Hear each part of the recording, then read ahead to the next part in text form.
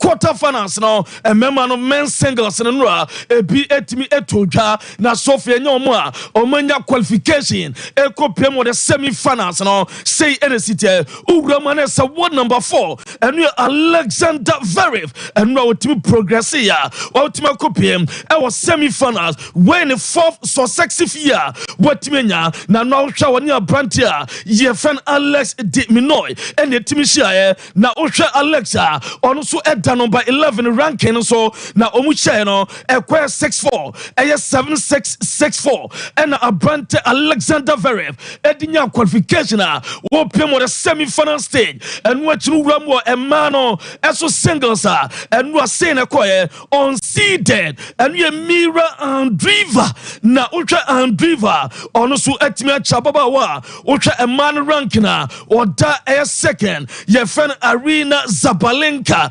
wetimi achababa one channel na no first set no ekwe 6-7 ho and a second set no normal daniel and a Mira etimi 6-4 on so etimi ko the first major semi-final what the no now the 17-year-old a Mira Andriva make a chobia as on no wababe the youngest ababawa on every major semi-final since 1997 and no ediaba me jam ediamamo and watch Jasmine Paulini now we a Jasmine Paulinia on so no we a ranking so sitting number 12 on so for advance everyone when he made the Roland Garros ni semi-final after swatche ababa oda a 4th seeder your friend Elena Rebecca ono echini etimi etwano I say ono so ekona name ese okopema nessa ababa Jasmine ebesha Emira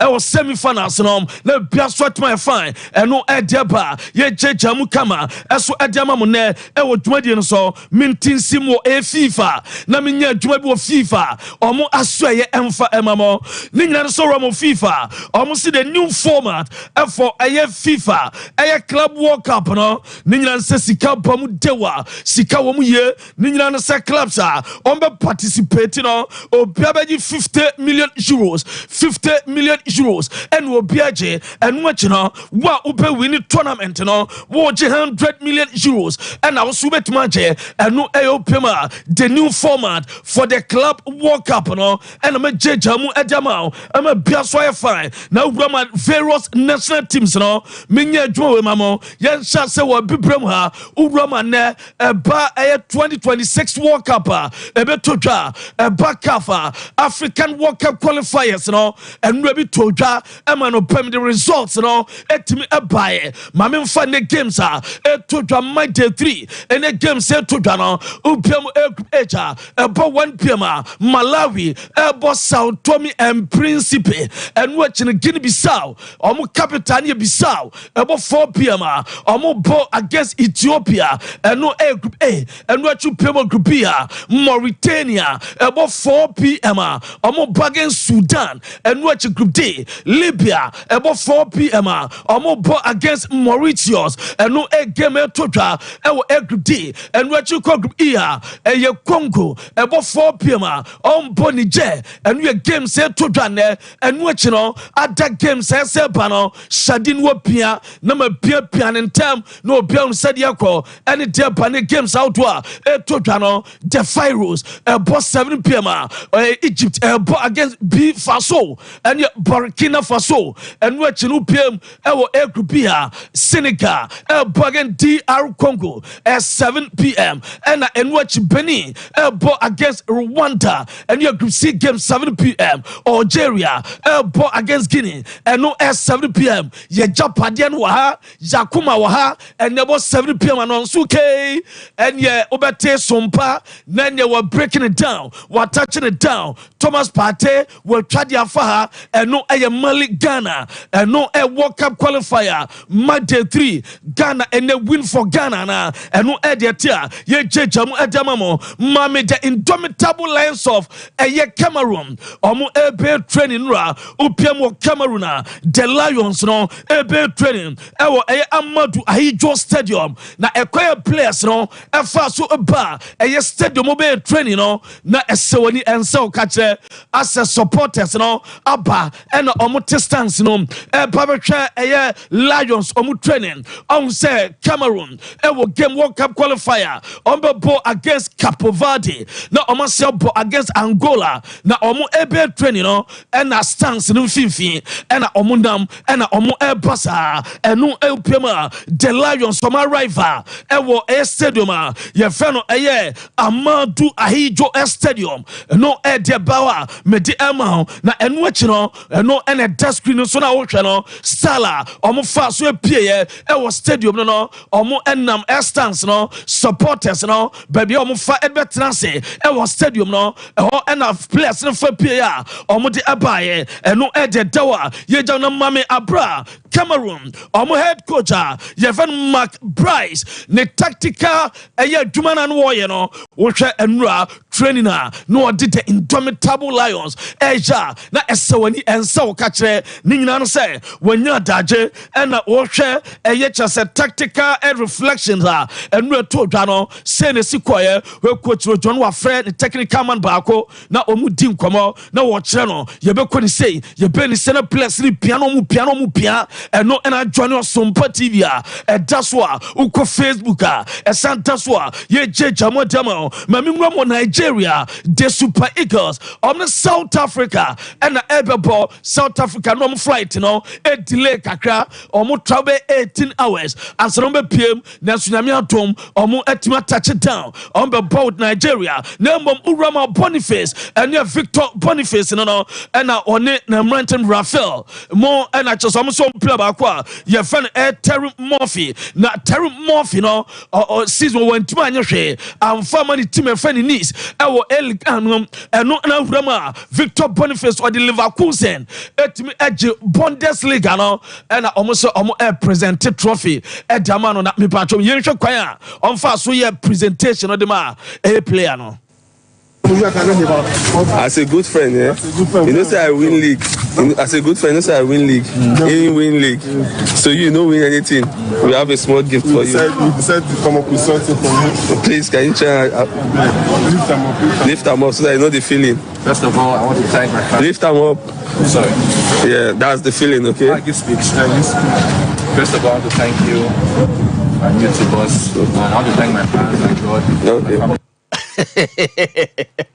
Footballers party omuyin konya papa hwe ono no esiaka olicanom na Victor Boniface mo say wo season one timi anyehwe na wabade o say ye ma trophy na wo de echiche ore arechiche fini panche hwe trophy no mo de ma no we eye bonsu bia de num tiara we ya tire de ni bia aha eno mo diama plan e friend Terry Murphy eno no so accept said the footballers omo bibia omo I thank my God, I thank my fans, I thank the playing body and walking kasa na enwo no and yebusa Victor Boniface as a Europa League fan na mo ne Atalanta kosia ye no wan kasa unipa aye fe no ade mola Lookman and adwuma no wiewie mu kra na obeka se wo own brother and ya ade na wo ya na se o ka de na fa game your team lost in the season was that Europa League final, and I don't know, was it kind of mixed feelings knowing that it's your brother Ademola Lookman that's doing the damage, or were you just like, I wish we did it all? Which one is my brother? For me, it was really, it doesn't matter who scored or so. It was like important game, you know, to complete the treble, and it's part of the game. And we lost to Atlanta. They were really good side, you know. They were, I think, during the first 15-20 minutes they were much better than us, but I think now we learn from our mistake. But we are really proud of ourselves, of what we achieved the whole season, and we're really happy with ourselves. And no summer nese player no editu twa Victor no and watch us game no chance against Atalanta no bobe 15-20 minutes no man say omo ye better say omo na omo ye proud of omo ankasa ho Leverkusen and na omo sua de free mo no summer wo de etu twa yemra mo Liverpool omo midfielder be friend Curtis Jones na Curtis Jones report ever as a 33-man provisional list Gareth Southgate at the Ever 2 Jano for Euro 2024. Now Okambi, Nemon Per Porter, Meta 26 final squad. Ebe PM Ewo Germany no, Omo Aten drop. Enya desa Obeka squad no etimako, no Diamete, na Anopel ready. Marika dia 2 name, Ese James Madison, ono soro Omatene drop on the already crano, were free England, Omo camp war, Achas Oko, and what you Rama Liverpool player, Jeffrey Kwanzaa, ono so Per Porter, Meten se final squad, 26 players no, ono soro on Kobe, on better drop, na Diamete, Ese James Madison, Tino Martin dropper, or my uniform no, I likely said Jack Grealish, a bet me enya, Akwanya Kopemo Euro 2024, Akobojuma, Etamade 3 Lions of England, and no Edeba, me Chamu Etamamo, Per Porter Eba, Asa Quadano, I find Kobe Mainu, or Sa Quadano, Per reporter, maintain nano pay, Asa ono de, Omo Tabrini Setabrinwa, and now Kopemo Euros no, I'm not Kopia. At the Amatima, your fan of England, and no Ediametia, me Jajam Adamamo, now Puma England supporters, no, me Pacho Muntie,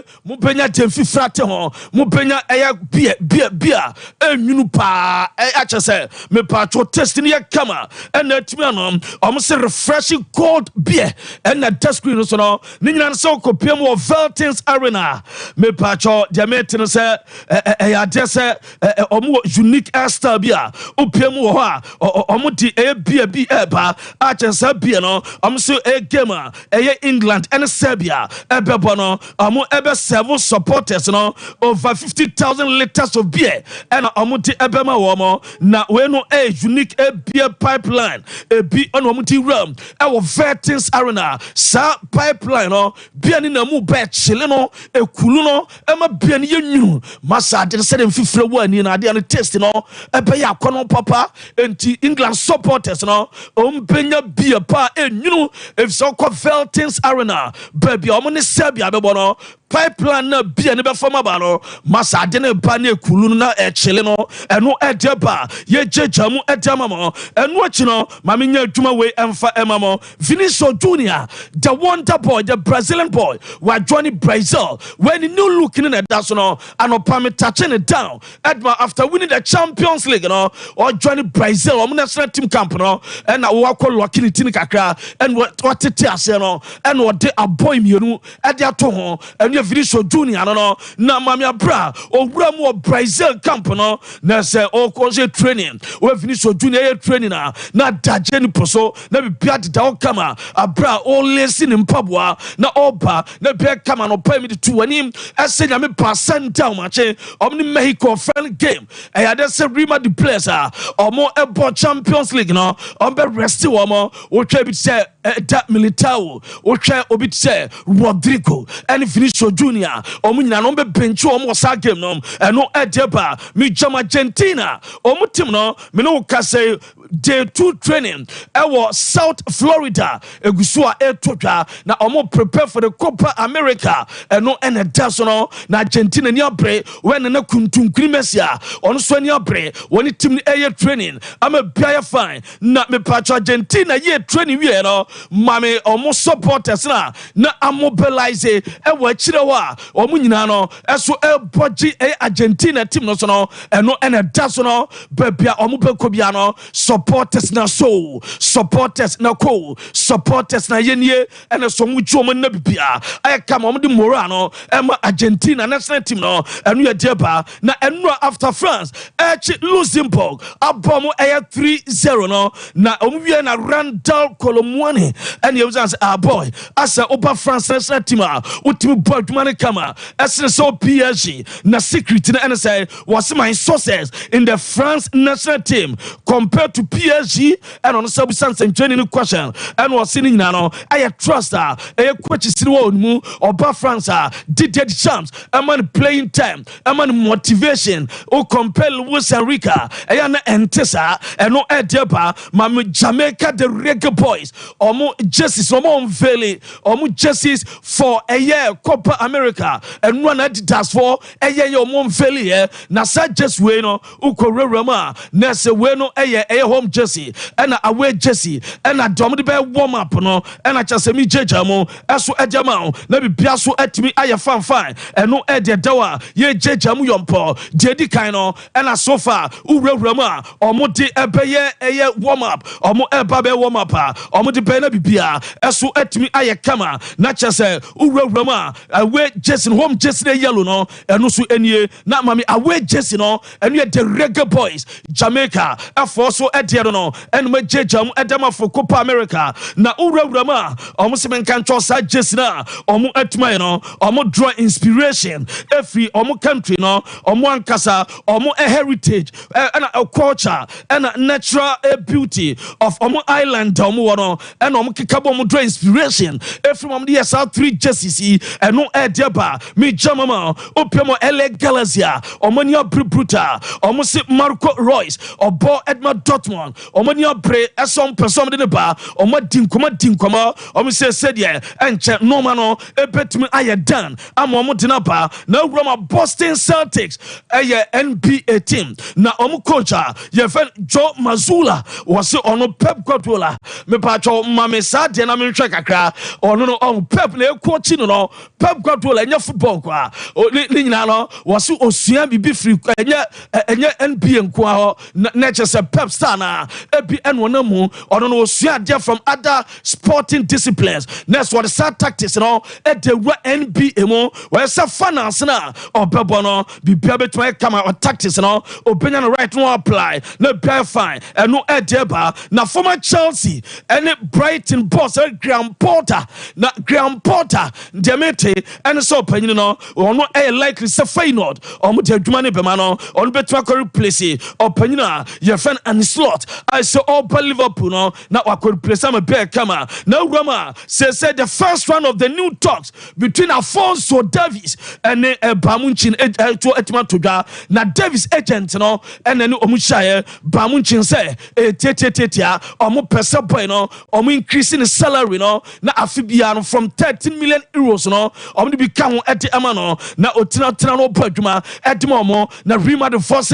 omo 15 di omo ntimi ntua and then contract na ka 1 year no to football Madrid for ne adufudi pe omo ni Jeffy lo no machine high omna tona kan contract abana wiye no wa free as a free agent next year and no edeba na ko Bamunchina omania break Jonathan Ta we center back edima Leverkusen Chelsea pe Bayern Munich pe the metre say Bayern Munich omo eye favorite say omonsa ebetuma ka brantia ye Jonathan Ta so be sia kan edi amom o de compare Chelsea and no edeba ye jejamu edamamo enne e wodwumadi no so anopo na me breaking it down edima wo say so kram Bologna omo a player na player ma dodo ma omo awuram e wotima omo saka of France 7 Brest na se Brest no the bagana Brest no bia o de ope where your Brest mum pokuya Brest mum sunkumalewa Brest ne de unya de emu odu sa na so si akande mana e kama nta Brante Lilian Brazia e bod ma Brest nti Brazia de metso Bologna enya bre e person de ne ba eno chin Milan for so peno Olympi Marseille eso epeno eno e de dawa ye de emamo na Ramo Lazio coach your friend I go tutor resign after 3 months no e ye ade say uko Rama almost see ogre friend Marco Baroni ajatum say dwuma no obeba ba be ye na some de dwan be mana kosi 2026 eno e de dawa ye jejamu e de emamo e odwuma die no so na Inter almost see omo e demande enche supporters ni home jerseys no enchom se beba no omo so far jerseys no pese omo e sha se so omo ton a omo betuma ton more than 200,000 pieces no maton omo betuma just kabe 25 million euros profitable na bia so betuma kama omo se ba take it na omo so betuma generate between 25 to 30 million euros and we Inter Milan the from aso eba ya de ema mo na no pay odwumadi no so na Real Madrid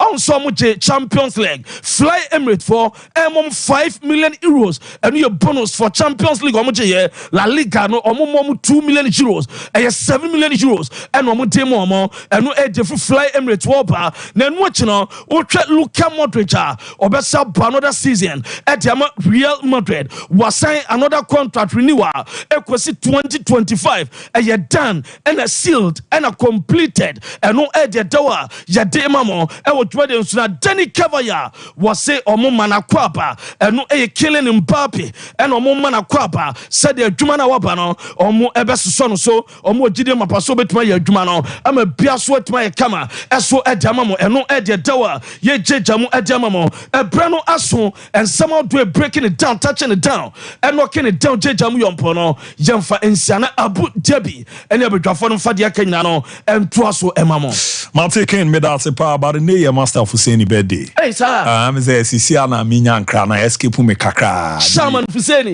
Call Brent Oil. Mankasi. Mankasi. Oh, nice one. See, master me sim no me bana ma ba be ho adwuma baro no. That's it. Yeah, me hu de me nya kra be okay. Ma share nipa but nti master Fuseni no special one confirm our boss na nyame sha papa na ne ma de dadi champion no master no we okwa bochire na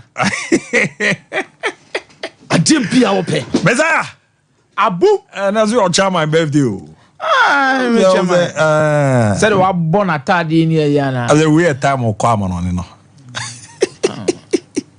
where time chairman then nejuma die nyina na was dedicate man so no ye show no on feed diagro no ye have you so ankasa oyini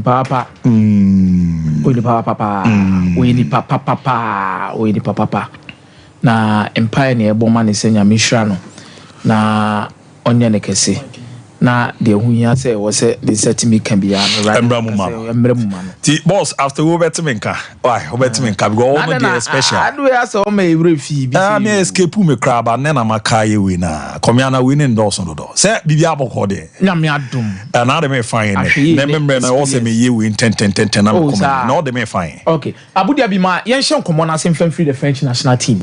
See, a chance here free the French national team. I bet me akasa about players beat say Kylian Mbappe, N'Golo Kante, Mujumadi, any results of Munyai, and then some other guys. And then they focus. No, me person me share the big crabby about N'Golo Kante. No, I heard crabby about Mbappe. Na me dey see. And I say, "Mre man, here, no, I heard Golden Boy awards. No, said the Nusu Mujumadi see titie. Na Abu say me share said the free Kylian Mbappe. So a happy player is always a player who is always going to give his best. Now, Emmy said, no, more national anthem, Ninano. Mbappe, ni more serious. And you could see that this is a player who is fulfilled. Now, what is noted about Kylian Mbappe in the context of this discussion has always been about the goals. It's yen na ewo GDN ya hotoso bi say at Real Madrid the obetimi ahye goals bebre. Yes. Now no Cravas bet na Cravas say o G2 say Kylian Mbappe betima ahye 40 goals. E the Spanish La Liga. E ma okra bi say hey 40 goals. Ni ade. So but what they say goals in the to nchen ya. I think Kylian Mbappe even in a much more improved team ebeye much more of a creator or contributor more than Kobe so share a lot of goals. Sir. Yes. And now was the perfect example. We've seen that also in World Cup 2018. Who in World Cup 2022. Who no UEFA Nations League. Whenever he plays for the French national team, Abu, see about tournament here for the French national team. Ana enye N'Golo Kante, ana se enye Griezmann, ana se enye Mbappe, ana se enye any other player be na top scorer, Olivier Giroud. Yes. Olivier Giroud and a top scorer. But okohwemu omo mu create man pa no. Aya hwe Mbappe. Tom na Pogba wo no. Hwe Pogba, no hwe Antoine Griezmann. Omo ana na the creators. Na no a confirm the entia Kylian Mbappe is not only going to add to the numbers at Real Madrid in terms of goals, but Kylian Mbappe is going to be a top provider for them. This season in Crampono, 7 assists. Okay. Or averaging 0.29 assists per every single 90 minutes. Percentile no 97. Expected assists. That means he met the expectations of Niasis Nana's and the performances. To 7.23. Kakrebi pen broso. Passes 936. Successful passes or passes completion or. But look at the number of key passes Kylian Mbappe managed last season and check it per every single 90 minutes at the end of the month. 40 every single 90 minutes. Kylian Mbappe PSG key pass squad and 1.67. If you are running it up, it's gonna be 2 per game. Odi no to nchen crosses, successful crosses, cross completion, minutes per assist. But I believe Real Madrid have quality players up front. I believe Real Madrid have enough good players surrounding him that could help him actually achieve the level of fulfillment as a creator and also as a goal scorer. But I know I mean what check hero na no ye de boy I know you. I mean all na lead the attack na kasa. And ana Marcus Thuram it was chance Kolomwani. Ana Kolomwani wa ha. Ana wana na ejina na chi. Na chi no Antoine Griezmann. I was all now no so abai musi na Fofana Beshi. Na wana N'Golo Kanté. So that should tell you say if Real Madrid should even start fitting him in that particular number 9 position as a creator, not necessarily as a goal scorer. But only as after movie, go training grounds or sere or ye we na as an Nigerian I am. So who know how Real Madrid be use now, and that was the perfect game to understand how Real Madrid is going to use him, and Ancelotti will benefit from him. Oh, okay. So already Anna Benzema City Bono, Obe drop it deep, Obe gap, and Kolomwani and Thuram no in context with Real Madrid, Rodrigo. I'm not saying per level or statistics, but in context of the formation, no, it is Rodrigo and Vinicius. Then you have Jude Bellingham occupying a Griezmann space. No, Abu Real Madrid who be huba. Now me say you didn't come on. Me have born and me say no. Did you do some coffee N'Golo Kanté so be say I can farm more? Now if you man for Ashasi na N'Golo Kanté there and Saudi Arabia there. And a players or model Mukonyina performances, no, or mobile new man shut down Koyan farm Abu Dhabi and N'Golo Kanté. The level now, watch there na Esonte. Still at us all. Abu, if this is what N'Golo Kanté in France, they ba Euros, other nations should be very careful. I mean, how many shows the TV or boy? Luxembourg, Obe underrated the qualifiers. They were one of the most underrated team. No, me dark horses. Luxembourg. Omo improve so well. We Luxembourg. They shall have 20 credit to be sure. Hey, Mumbe Obi now. Allo pebo faba. And then nimre bon ma me chichiri bibia so abe. Agenda fu bienu. Sama san chance. As I would do anyway. Luxembourg dey hu ma European football ni national teams the most improved they are part of it. Now check the last 4 editions of the FIFA ranking. One of the highest movers Luxembourg. Personal. Not teams nature or more 7, 8, 9. Now it is difficult to even wrestle against them. And I'm about Bepa, Liechtenstein, Andorra, San Marino mo. I'm about the same one now. Omo into the tier bracket, third tier bracket, no. Maybe I say Montenegro, Albania, yeah, Luxembourg, a Borasa bracket, yeah. Yeah. Oh, check your more way for Luxembourg. I think recently almost share Bosnia. Luxembourg, almost lose to France 3-0. Almost share Kazakhstan 2-1. Good. Georgia Shomu 2-0. That was the playoff. Almost qualified for Euros playoffs. Yeah. Georgia no you move film no so Georgia no qualify. So it should tell you the level of quality at Georgia no how they qualify ahead of Greece. On the chance no go share Greece. Who you no free on ma. Almost share Liechtenstein, almost share Bosnia. Yeah. Bosnia dey won nya dey. Bosnia nya dey. Almost share Iceland. Almost share Iceland now. Oh, I say they almost share Iceland 3-1. Almost share Bosnia. Almost share Bosnia home and away. Yeah, they are one of the most important. Wow. The man that striker number 11 Rodriguez. No? Yeah. He's a top guy na sa si Nedine Sini BB Sini. No coach na wabano. He's actually molded them into a team of great. There's only on paper say Luxembourg the almost salmon. Exactly. Last year, Turkey be a brain and Turkey class Turkey show no class. No, the more ended in 3-3 against Turkey. Turkey. Call for a football. Inti say no Luxembourg na require France fast so be share go second half. First half, look at how France struggled kaka.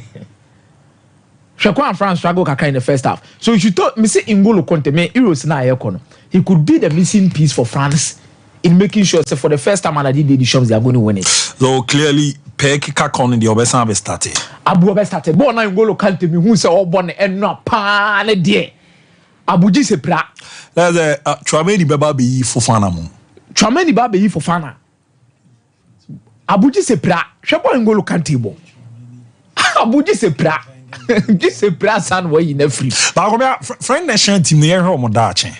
ansana mabamiki so na mini mre be din komo be but ada ko fu hwe omu team we na san hwe omu under 23 and under 20 na France team we no omo so say football na court say dey si pe no na na ma fa ball mo e say ometimi akonka Europe class and ba konka wi ase biemu Kylian Mbappe can say me say Euros near much more complicated than the World Cup. Oh okay. Me sure say he's talking in context as to how our teams ni more. Most of the players na nkasa ball mo. And I want say the style of playing that's not changed how European football standard is no. Me man share that say nti omushiawa you can have good players though but obi enim ko be fa so na obey there. Ebebo. But I believe say they have players that gives you different dynamics. Because you see an Andre Rabi on Mokran Mayo. Because we for fun and you can't tell the scene, Andre Rabi on it. Trameni wo. Kept from what they saw Munkobo among Concran Olympic Games. So you look at the depth, the quality that they have, and meeting opponents that they expect to beat at the end of the day are more different kind of profiles to meet every single team they are going to meet. All these are the all came in kakra. Share from Euros no. Say 2016 na Portugal show mo final. Fiona de Bano. She major tournament I boy international competition. Now he be France ko. About World Cup final back to back. Ajiba ko lusu back. And no kwara make she no de Bano. So it tells us that Kofu 18. But the reason why they brought N'Golo Conte back no, they are ready to win the Euros. Mike, maybe what did you say? The reason why when you pray, I don't know what Deschamps have seen. I don't know what Deschamps knows. But N'Golo Kante gives them something that is away from the team. Oh, yes. N'Golo Kante gives them something different apart from the team. Now, my France team, na Abu Dhabi, BDC, Amadou Nana for Belgium. Yeah, Amadou Nana. And now, me have brand any level of performances now or dine a say, Abranti ko boni say ya ma Belgium wo Euros ne dia ka mi san ka Belgium be wa kuma pa na so ono ball no say the musica no me hu ne sa o the ball dey hu pa enye hu mro so but or players now when they get omunya sen fact tournament we ne bo na game we ne bo no omunya say we your mother I'm telling you love him Amadou Onana you love him so energetic the nine go tackle so well aggressive passionate but so kaso hwia so on play no Leicester like David Luiz Leicester for David Luiz Fies. On the day when he decides to play he plays well but okaso hwia so no so Belgium but I'm say Michael Bram na me no intimi anto aso ye be san ba ne abare Ghana game no am FIBO Ventures menka fa cha say dey open two bash sa odo na gina na so pa nya be na yusu e be boa amane ma koye timi ara ma Ashford Prince ekwede man kwara me market Ashford Princess ekwede man kwara market to as for evidence as for executive as for friendly na for as for galaxy ni nyina na ya de na e ramu boa ma ne ma de da ye kama pa etimi e de ema wa munkomo no ye de e ramu timi e de ama na no mabomode the two face out on etimi aba na Afri no onye bi na odi pesi ebo mo anum ni ehwam ka bi obi a eye de fi na get clear two face no niam bi a akeka kan osima na daso no eye ni nyina fi na alloy no so boa boss ekina no ba na peppermint no eno me masin ni nya ahodin bi a e ahode sonko a na chese udidi adompe bi abetimi abom na niam akoye pe etimi e de ama ope dodo na atu ana ba ko na ma na 0241 545-646 0241 545-646 na 0200 600-934 0200 600-934 niambwa na ne man ko ye from mount 21st can examenka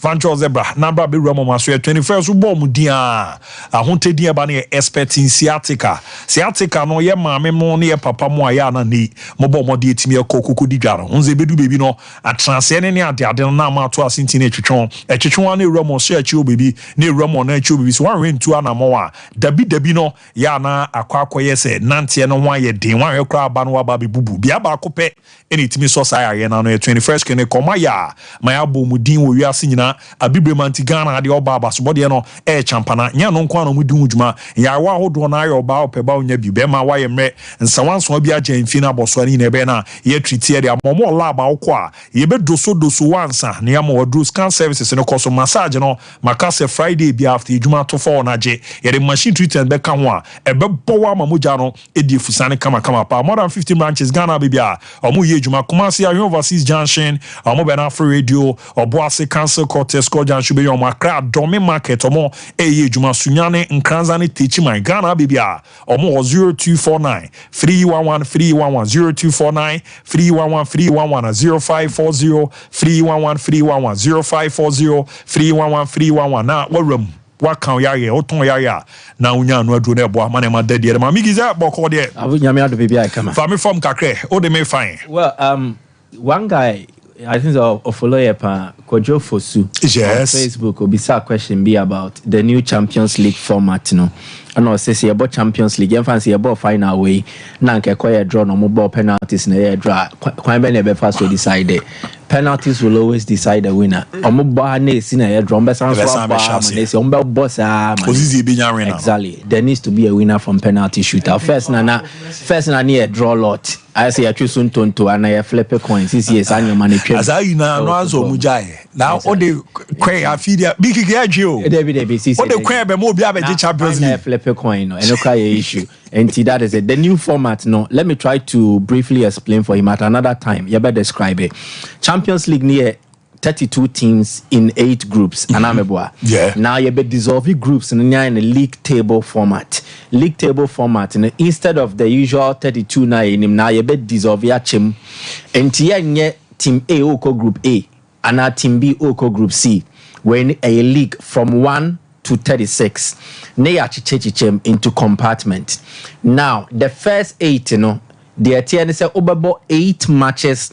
It was initial stage 8 matches team bia no ye be port enti bia abudia na ye fancy Real Madrid ye seeded but opponent a obehia no obebo 4 home 4 away a different teams into bebo 8 different teams in the first stage in the anchor group stage more 4 into our bomb matches and 3 home matches and 3 away matches against the same teams. But when a 4 home matches, 4 away matches, into more umbebo home no, a different from more umbebo away. Not what more bomb hosa, but say no be a draw no. Enti port 1, ubeshia 2 teams from her. Port 2, ubeshia 2 teams from her. Port 3, ubeshia 2 teams and port 4, ubeshia 2 teams. And then you betchema, a home and away. Okay. Enti the ubeshia no, it will be different from the Barcelona ubeshia.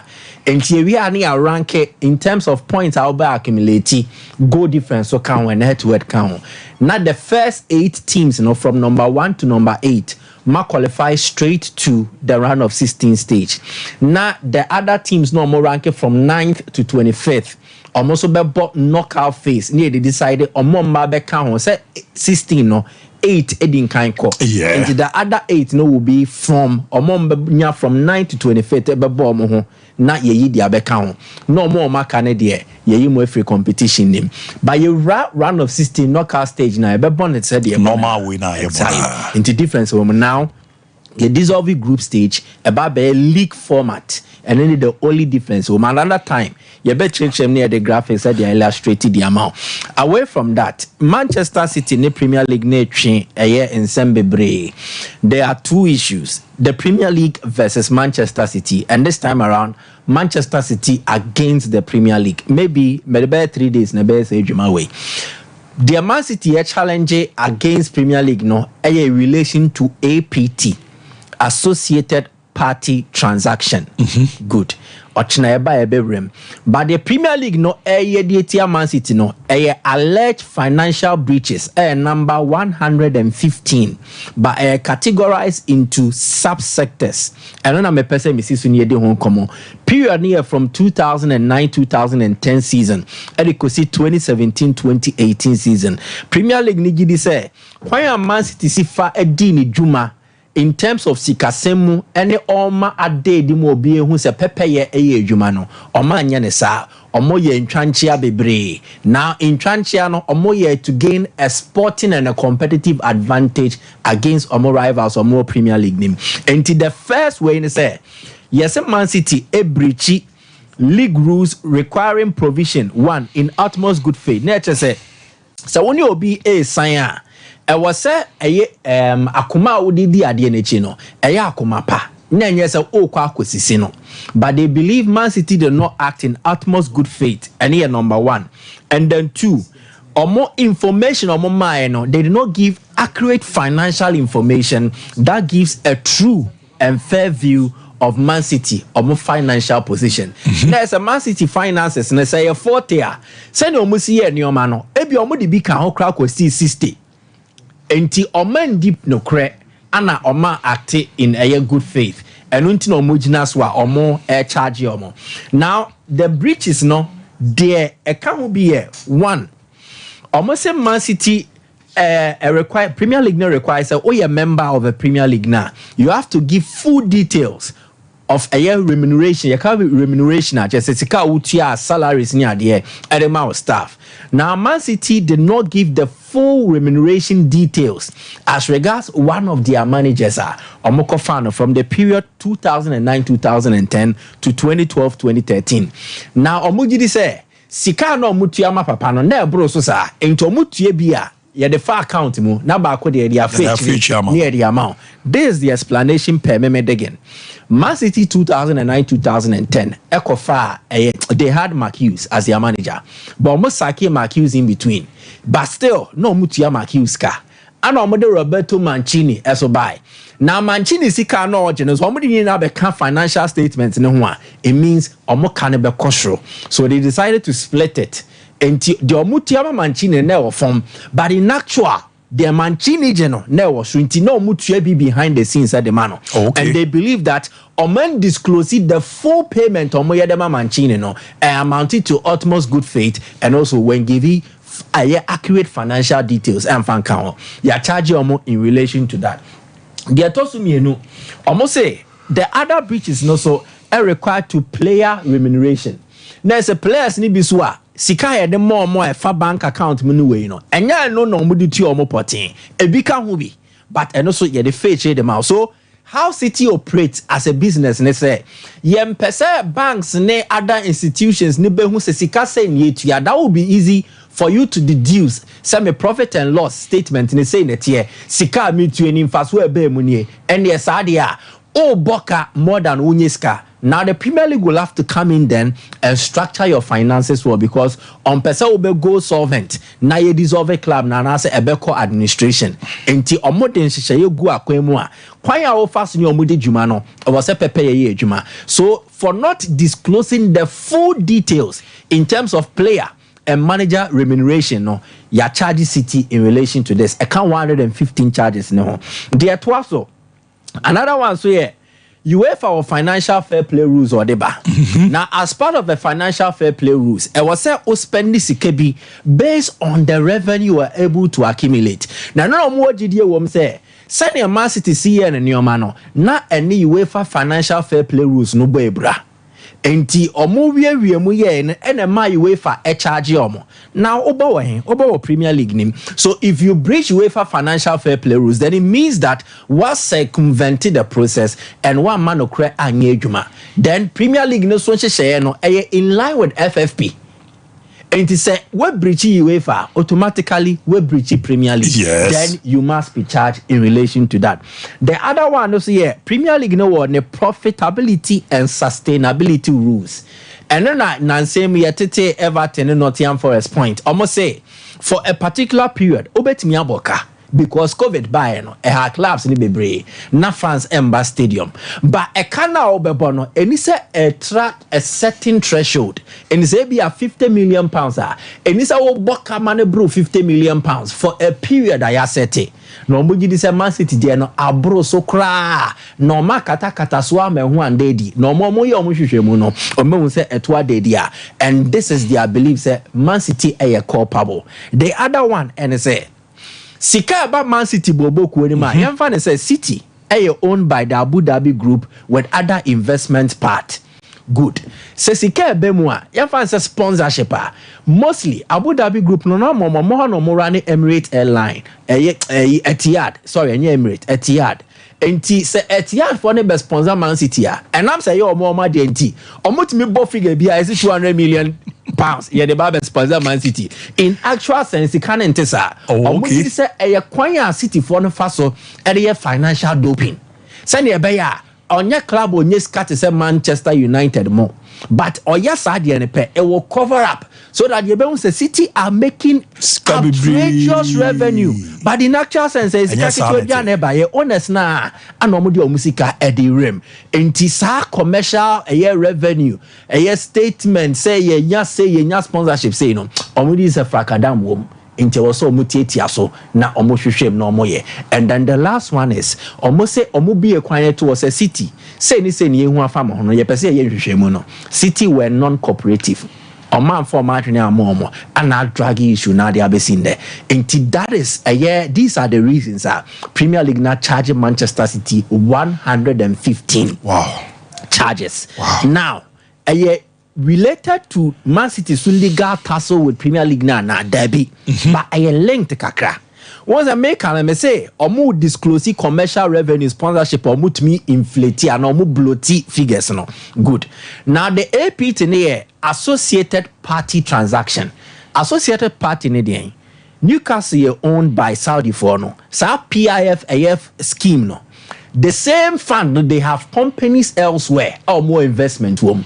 And the fund is within the PIF. You bet me say a company back on Abu Dhabi and Sons. Momba sponsor Newcastle. Momfa 200 million in Fambrim. Premier League ni shade no moon say a loophole. Some of these clubs with wealthy owners or mu yusu Leicester City owned by King Power. King Power no okay King Power Stadium a sponsorship no be one say oh King Power battery ya dey abetu monim sika e dey ban here 500 million pounds who say you watch ni mo kesen ne kakra na Manchester United so onya 500 million pounds Leicester City na onya 500 million pounds and the Premier League need to buy and that was after Newcastle had been acquired by Saudi Arabia for ne say e was here the APT rules neba to keep clubs in check send ye be ya sika ebe mu no enye sika sebe ensemfata. So what the Premier League did was they set up a data analytics structure omushushim and it is all the sponsorship base menya sponsorship from Apostle Jeffrey Asare 100 million NASA analytics software na hwe o club Michael Asare club na edisen support saying now o revenue for the last 10 years saying or sponsorship measurement that is saying ye hwemu dia na ye say now usika unya no 10 million and then all of a sudden 100 million and you be shame ne atisika no so based on your financial performance in previous years and then Man City you come say on tiase na ye ne dey ho ne say nya sponsor and then also that baby now we try admire so watch na ye ba then we'll be able to explain yeah but same way me that say pass we remember adena che we on confo we say so Man City so good so two cases APT ruling no Omobe started at Naso on Monday, Edeko. Then for Manchester City answering the Premier League 115 charges in a day. I am here and say a bit me akobe November. No Matnaso, no media assembly. November, oh baby. Mauze ni entry Adaman Oje, Jonathan. Also, what are the outcomes if they are found guilty? Okay, so these are the outcomes. One, Ombet me suspended Manchester City from playing in the league. Oh, okay. 2, you bet me at your point. 3, you bet me recommend Eddie Ama Premier League board. Ne say matches are Man City are born. Say throughout the season or muhu ya when they see 2017-2018. And yet means some kobo matches no. And sa you bet go. But what happens is that you bet me as recommend. They say ye Man City in free league name for a period. And I demote or monfanko outside the Premier League. Premier League ne our board. Board consists of 20 members near there. And it is almost suggested sana you better swaba. And you need a majority of 14 votes. All these are possibilities, but so they say if City wins the APT charges now, I know about Premier League now. About most of these charges were 115 bebratuegu. And 1 year careful about 20 pay. And they can still fight this because time factor. Say nobody winning is a cast case now against UEFA no. Time factor. And these are crucial times. And to make be and pass a judgment. But Mesrel. A quite be a mobile supporting me be a resisca. Say breast bobo kuno niska. Modia mumia resisca and for support him. And this are Tom Brazier. Enisa breast Tom Brazil. Yes, Ram. Yes, Ram. And it's a GoFundMe account. You best set up. Yes, Ram. Brazil must not be sold because a Brazil necra breast. I in the pampe breast. Yes, Ram. Brazil, breast. I qualify. I will be an we will see no more penal for the minimum. You can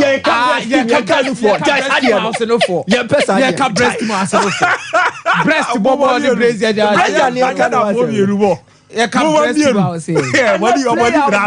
Qualify for Champions Oh, as I would really brabre, I come here. I will brabre. I who start breast wa. As I would on your case, not that so I mean the way. Oh, but you'll be a report, the bros. If you are in office, one minimum more pay we know. Baby near the other. Only be more petty. A year we know. I mean, say, Yana, Sag, Cassian and Shada Yama Yiza. I won't name using there.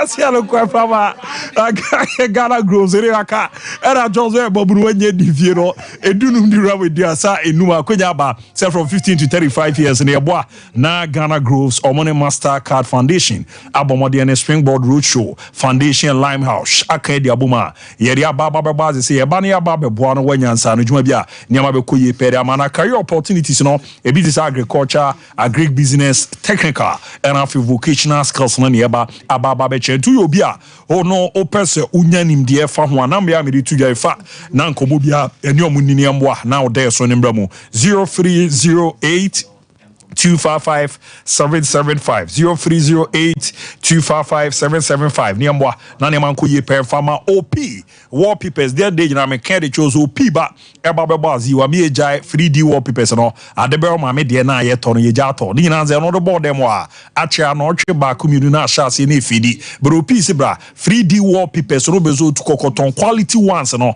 ye timiere aba besa lamps no maka ze ne nkoso kane agwa enfa nkonkusi so emra ukiski ukanchima bia ba nche o yesa o se nani oje besa lamps na e wo kalis no o switch de to bia na za mpa na e beboa ma matches na mo ba bebo no bibia adeda na kwa mu TV backlight na pe ring light no mo amko TikTok no edu bibia mo amutwetwa videos outdoor na timiere to channels outdoor na no obo mode na wunya ring light ni bia boa blind curtains eno na modern ones aba awuro ba watwenwa de konkofa ba kubi na Isaac kuntunkunu no konkusisi u dem o piece oba obeboa na blind curtains no when you be plastic wardrobes and afi no center carpets outdoor na and air diffusers outdoor na flowers na name edisi dem no uramo OP na so obeboa ma nema koye pe timi edi ama open na ba ku edum PZ omo ne na kwesi agyeman abanso no na che first floor ho ofu ana ko elo FM mo ho a omo ebu ejuma and akronom so no do ani chimo barrier up to kronom market no honso first floor nko no obu ejuma fa na number no mo amwechi no mo ntonkra na OP beboa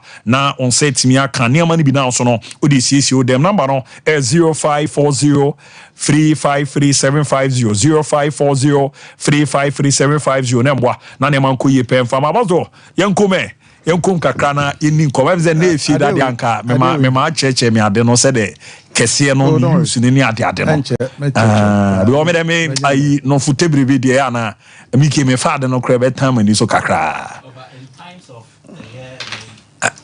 strife in a way. A breast is a comforter. Yeah. I did a con mana.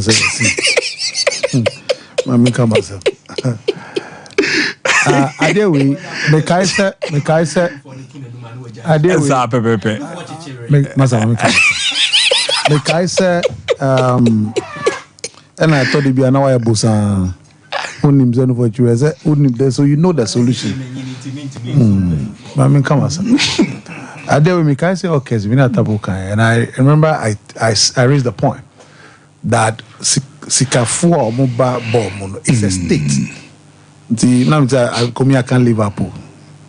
They can't do that. I'm not treating Liverpool like they would treat Man City, like they would treat Newcastle. Oh, okay. UK, any UAE, baby, that's Abu Dhabi, United Arab Emirates, baby, City free now. They have a £10 billion sterling science partnership arrangement, economic growth for 5 years. 10 billion. Now, the reason why a bad deal is These are state involvement. The state are investing in the country called UK. Oh, okay. When I come to Newcastle, the Prime Minister Boris Johnson then has to intervene. Because it's the state of Saudi Arabia. That's the difference between them and other clubs. Qatar Investment Authority is PHA, a state of my Qatar. So it's not like an investor, WN Remose, Makoto team. No.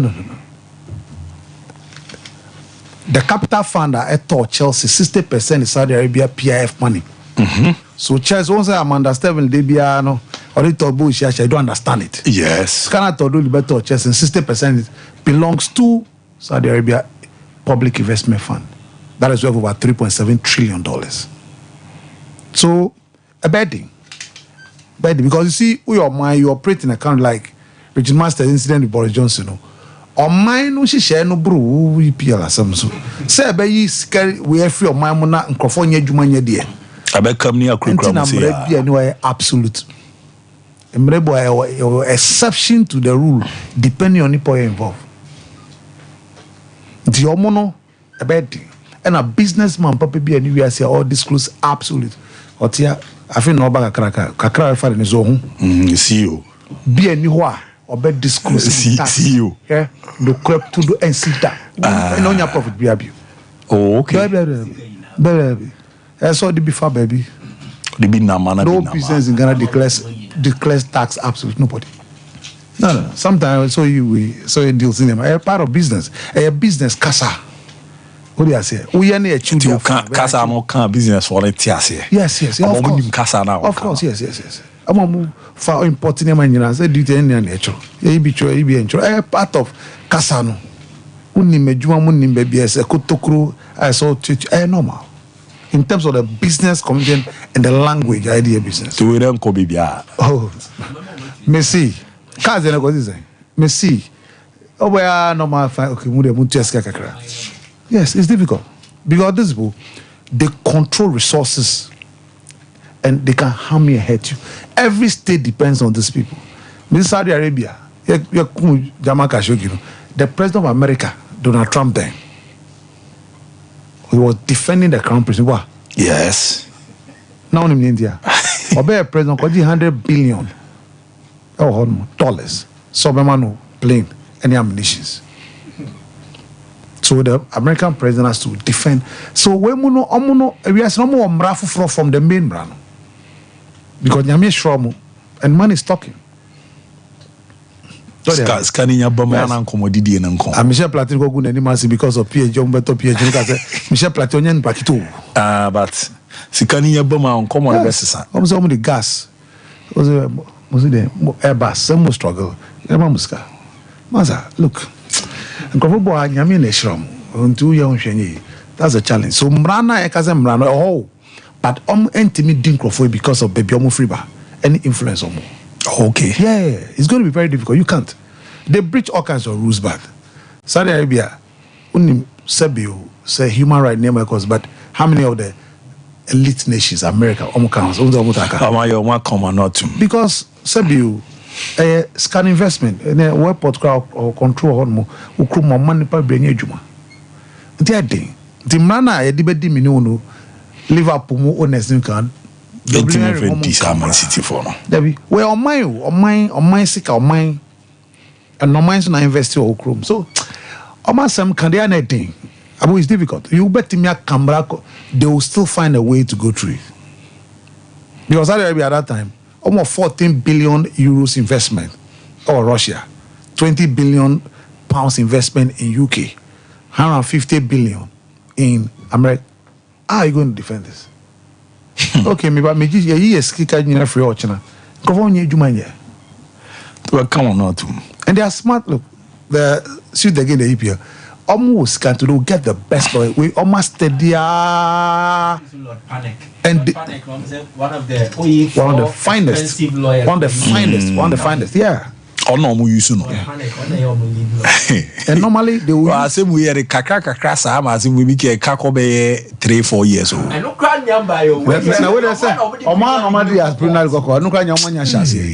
And there's a way of making sure that it's delayed, and the top lawyer he knows the system how to go around it.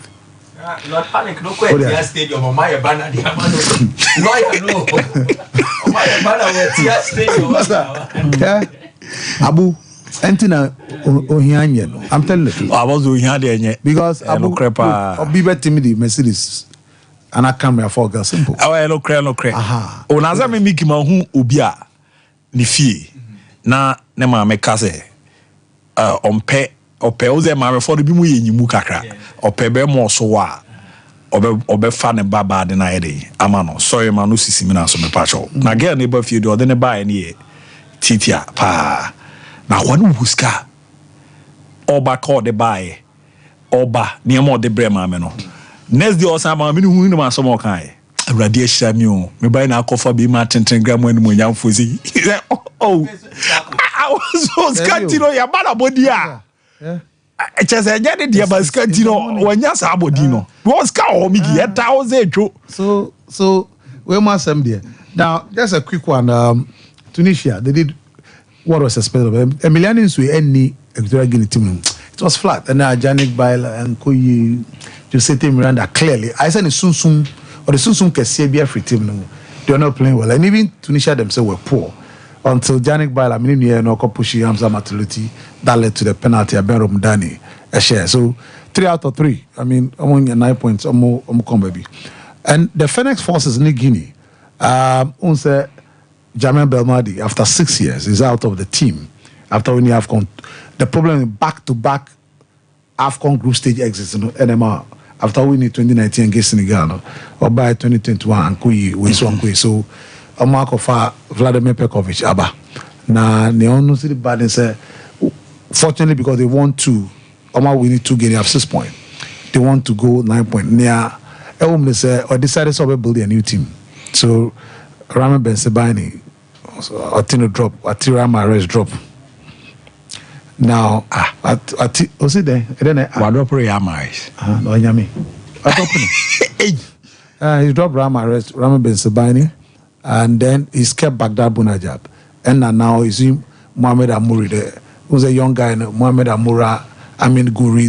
He's trying to build it. Baghdad, the other experience, when Yasin Brahim is all the experience. So he's dropped this is the second time we're dropping Maris since Obaye.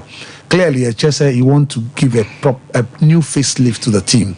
And he, Osha, keep it Isa Mandy. I keep yourself idle. What they are saying, Tuba, Van der Kev, new right back. Or no, Bim, Johnny Majam, left back. They are no ball Isa Mandy, Mohamed to get Esperance consistent center back. No. So clearly, there's a new face in a way. After Anthony Mandria, say rising bold on Cambium. So the Anthony Mandria and they take over. So, on say Nabil Bentale Baba, Hosam Oan is now play more. So, say Zeruki. So, Ishmael Benas after injury is covered. So, at least, old one kakra. You said Belal uniform. This is also 2 games on Freno. So, clearly, you see that it's something that is doing. Now, unfortunately for Guinea, Omninabi Keita Ohonomo, that is a big blow. He's the one that controls Niamaru Diawara. And Elias Moriba, and then you have Mora Conte there. He plays as a creative player. He's really the man that makes things stick. Oh, should I have Konukra? Yes. Unfortunately, he's not there. Yes, so Girassi, who's made me proud this is in Bundesliga, is in there playing Morgan Gilavogi, but Oji Abeshom. Guinea are not good travelers in the qualifier. They are not good travelers. So Oji Abeshom. Then Egypt. There's an issue if it's not managed well, will create problem. Osama San. I'm making it clear. Sir, Salah free not free camp, a call Liverpool. A idea said be and this Osama San speaking of this Osama San. They are all-time leading scorer in the national team. Osama San, like I say. So that brought a certain rift. So when Salah came, initially in terms of greeting and in Sano and Stalby, but clearly that must be there. But Adi Asala saw she said, Osama San, hey, Jumanda Hassan Eshahata, no nonsense. Osama, yes, he can drop him. Ahmed Ghazi is not playing this game. That's a big blow to Egypt. Ahmed Ghazi is not playing. Mohamed El Neni is also not playing. Omar Mamouche is not playing through injury. It means that Salah Nankasa the form buy into this yes Premier League flashes kakra after they knew from the AFCON. The form Ankasa Anyego. Now they have to depend on Trezeguet and Mustafa Mohamed in this game they are going to play, and they are going to play against Burkina Faso. Almost unfortunately, Bertrand Traoré is their best player. Yes. Dango Ouattara onye consistent or young, yeah. Bertrand and your Isufu Dayo, reliable centre back, Isaka Bor in your. So Ube say Adama Nagalo will come and play or Isaka Bor position. Nase Jiga will come and play at the left back. So Steve Yego, you definitely have Steve Yego, and then Edmond Tapsoba. In midfield, Ismail Wadrago is there. Blatu Turi, Ube Gustavo Sambari. So any more and now more problem kakra because of the fact that Dango is not really clicking. When Dango does not click, Bertrand Traoré is there, but Bertrand Traoré is not team anymore. So they are going to struggle. But this is a true game for Victoria Pamlo Samasan, the first test in here as a top coach. This is the biggest appointment he had. This is the most important match for him. This is his first competitive game of Wakobo as Egypt. They need to get back to the World Cup again. He needs to win this 3 points. It's going to be a test for him. Will Salah carry them to the World Cup again? So they need to win this game. Osama Hassan is the biggest test for him. Being a legend and being a coach, they are two different things. Coaching national is the biggest dream. He has the job now. He has to deliver. The early players are tired. Ahmed Egazi anyway. So Rami Rabia, Mohamed Abdelmunem, he'll be forced to play after winning the Champions League. But they are the best bet for them to use. The Akram Tofik, the best player, man of the match in the final, he has to play because game about an aggressive and physical midfield in Platituri, in Ismail Wadrago, in Gustavo. So they need Akram Tofik. He does that. They need Matia Marawan. They need Imam Ashur. They need Amre Soler. That is almost like the early team. So they are here. So even though Omo carry international stadium, which is a difficult place to go to. Yes. It's still a difficult game because the Egyptian team now from the AFCON losing to Kive almost shut down near the dreaded and convincing Egyptian team. No. So now you can't put too much money on them. Even though Burkina Faso almost shut down near. So they are here. So for me, that is a 50-50 game. Even though Egypt will start slightly as favorite. The Egypt team is not convincing enough. The Taranga men, the Taranga Lions, Omuni Togo Nushaya is one of those things. They were complacent. They are created a lot of chances, but they couldn't score. So the Taranga Lions, Ombetia, but DRC is good. Twanzembe, Axel, this is the first. Yeah, Twanzembe. So former Manchester United player. So it'll be only Chancellor Mbeba will be playing at the centre back. That's good for them. Sadiq, now there are 4 players. SL Mendy, they all come 4-timer. Sebastian Dezebre. So it's going to be Basinica win the game. Don't. Abozo Mate, Meba na Yahweh. Meba na Yahweh win na Yeko Akofano Bamako. You've lost 3. Oh, Mali. 3-3. Ghana. Nasa Ghana nyombo. Yeah. Na ebe sesa bibia. Ene ye pepa bibia. Ye pepa bibia. Ma menko asabo du ye jaisa. Boy ye kwa kwache so ye bebo wa wambe. Ye kwahye malifo na ya be hye South Africa ya top table. Ghana ye abro. Public for no. Any Mali bebo 1-1. Dog na ba job ko de. Yanko kwada ro. Ti Iromo judgment dental clinic come so ye dog aba. Na me ze mo amo ha wo mo se ho no. E na o se so makase de bi ozo di ni ye chance ni e di nkomo si anu aba betie ni ade a. Dog ze na ye Ghana ye sha na. Oh, Ghana beshe. Dog ka di bibia because dog ejuma no ni se do si ye ni ejuma kama no. Onya kan si ya na bibia si. Ti wa no fa why. Fa wa no. Dog ye be she be ze. Oh, 1-0. Oh, no. One year call. Dog the any come and crave judgment as well. They more than my power kwenye suna match ya wafefu yina. Eye judgment dental kan na judgment dental. Oti se ye ka judgment da na che se esen ho asem ene ye ka. Na se ye ka esen so dia na che se eye judgment. Yinjuma dia yidi no se bebo wo sen ho ban na ye sisi wo sen no. Se problem bi kra na aba esen mu a judgment ewo ho se obetimi ama wasan serebim.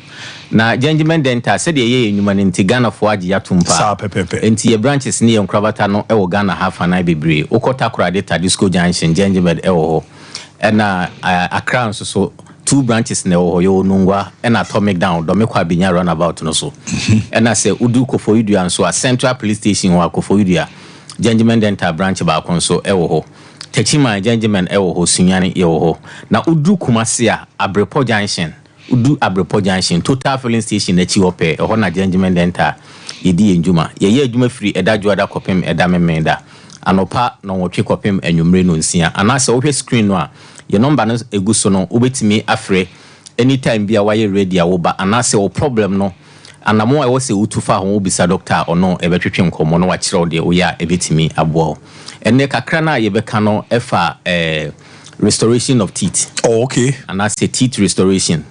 You cut teeth restoration at you find say tokru ato esenimu enti amasena a deforme and then the state no enti or restore the value of the teeth and I say or restore the condition of the teeth no and I say o man asan beba said the tibia no etie no and na if you say or restore a teeth no na restoration no ye wo na hodo bebre. Okay.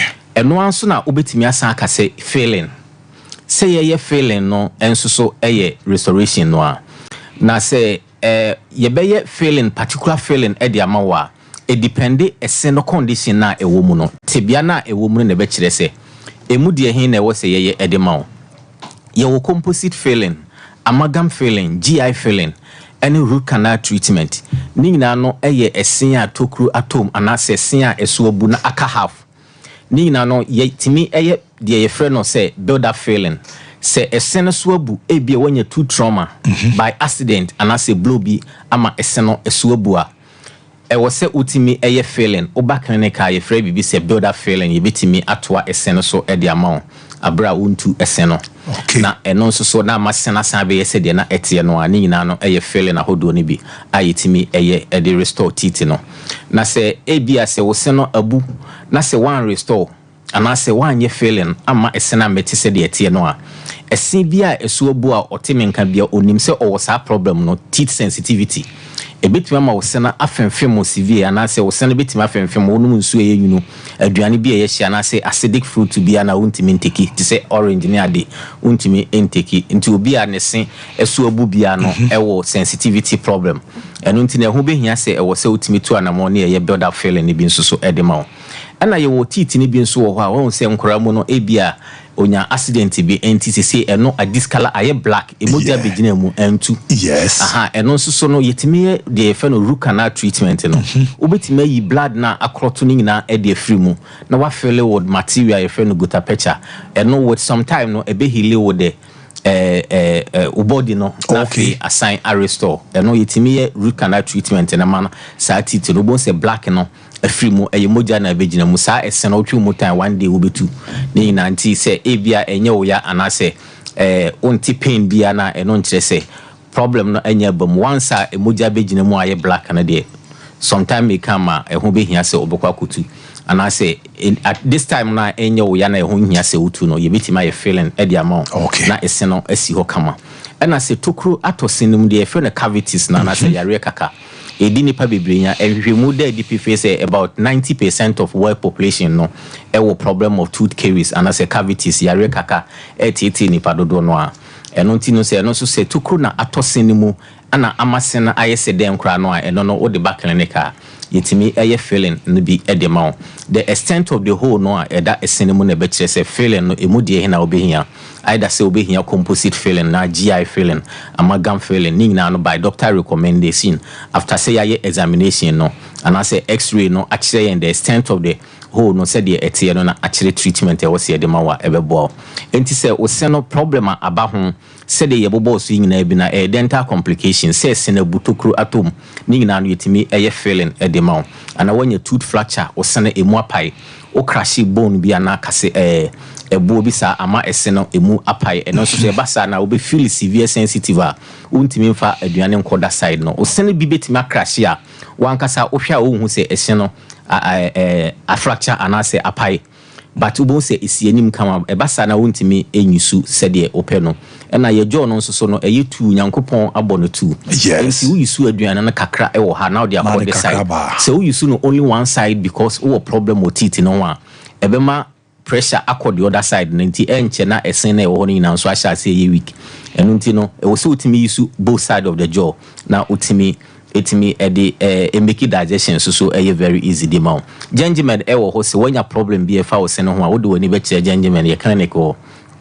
ye wo Kumasi Abrepo Junction Total filling station na chipe ho gingerman dental ewo ho na se uduru Koforidua ya Central Police Station nche wo gingerman dental ho na ye clinic na ewo na se wo enkran so abako ewo Nungwa main lorry station ho enti ba bia wo bia wo faka wo besi wo Nungwa station usi na ofre any of the lines na se number no a doctor bako na se nurse bako e ba be fa do ba clinic ho na udu atomic down do me kwa benya roundabout no so ye branch bako so ewo ho na afin so takrade Tadisco Junction gingerman ye wo ho aflawo so a aflawo ye wo Ecobank Fort edan mu ho a opposite GCB Ghana Commercial Bank gingerman dental branch ba kon so ho sunyan ye wo ho na tachiman so kenten kwan so ha magazine market kwan so gingerman dental branch ba kon so e wo ho branch bia eye adwuma free edadwo da kopem eda memenda anopa no wotwe kopem anwumre no nsia da bia no gingerman e wo ha yesom oman no ana obitima free ye line no 055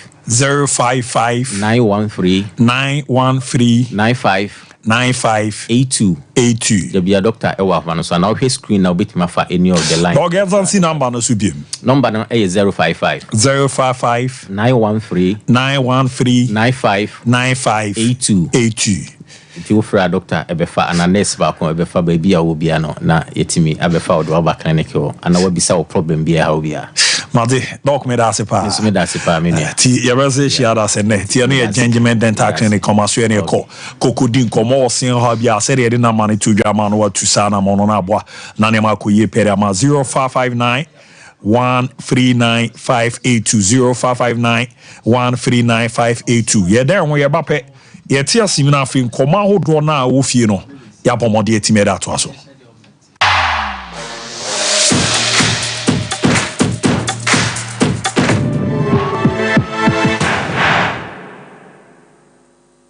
na metesa wo ba no se wo Canada woko suku na yesi ajape aba no nso okọ na nso no de okoye adwuma me say amanfo akọ no enya gro jaye no hwa na de won kosa no Express Group boya Express Group yes Express Group obia na nya bre pese otukwa akwa ama no ne de wo de obekọ simple if you want to study and work in abroad in any of the advanced countries like Canada, US, Australia, UK and Germany, they will take you there. Next year visit and now turn so we go Dubai, Canada, UK, USA, Australia, and Germany numa what they obeko. Say ya juma so what they obeko Dubai, Qatar, and South Korea. And if you want to write an international test like IELTS, SAT, TOEFL, GRA, and GMAT, they will assist you to write. Kumasi Asafo Labor roundabout wa and crying Kanachi First Light, Tema Community 18, Lashibi Goy Filling Station, Sunyani Silver House, our High Court, Tamale, Ayama Building, Yabe Tamale Teaching Hospital, Takrade Market Circle, and our offices, our my bebre so telephone 055-555-0067 and 0249-000448.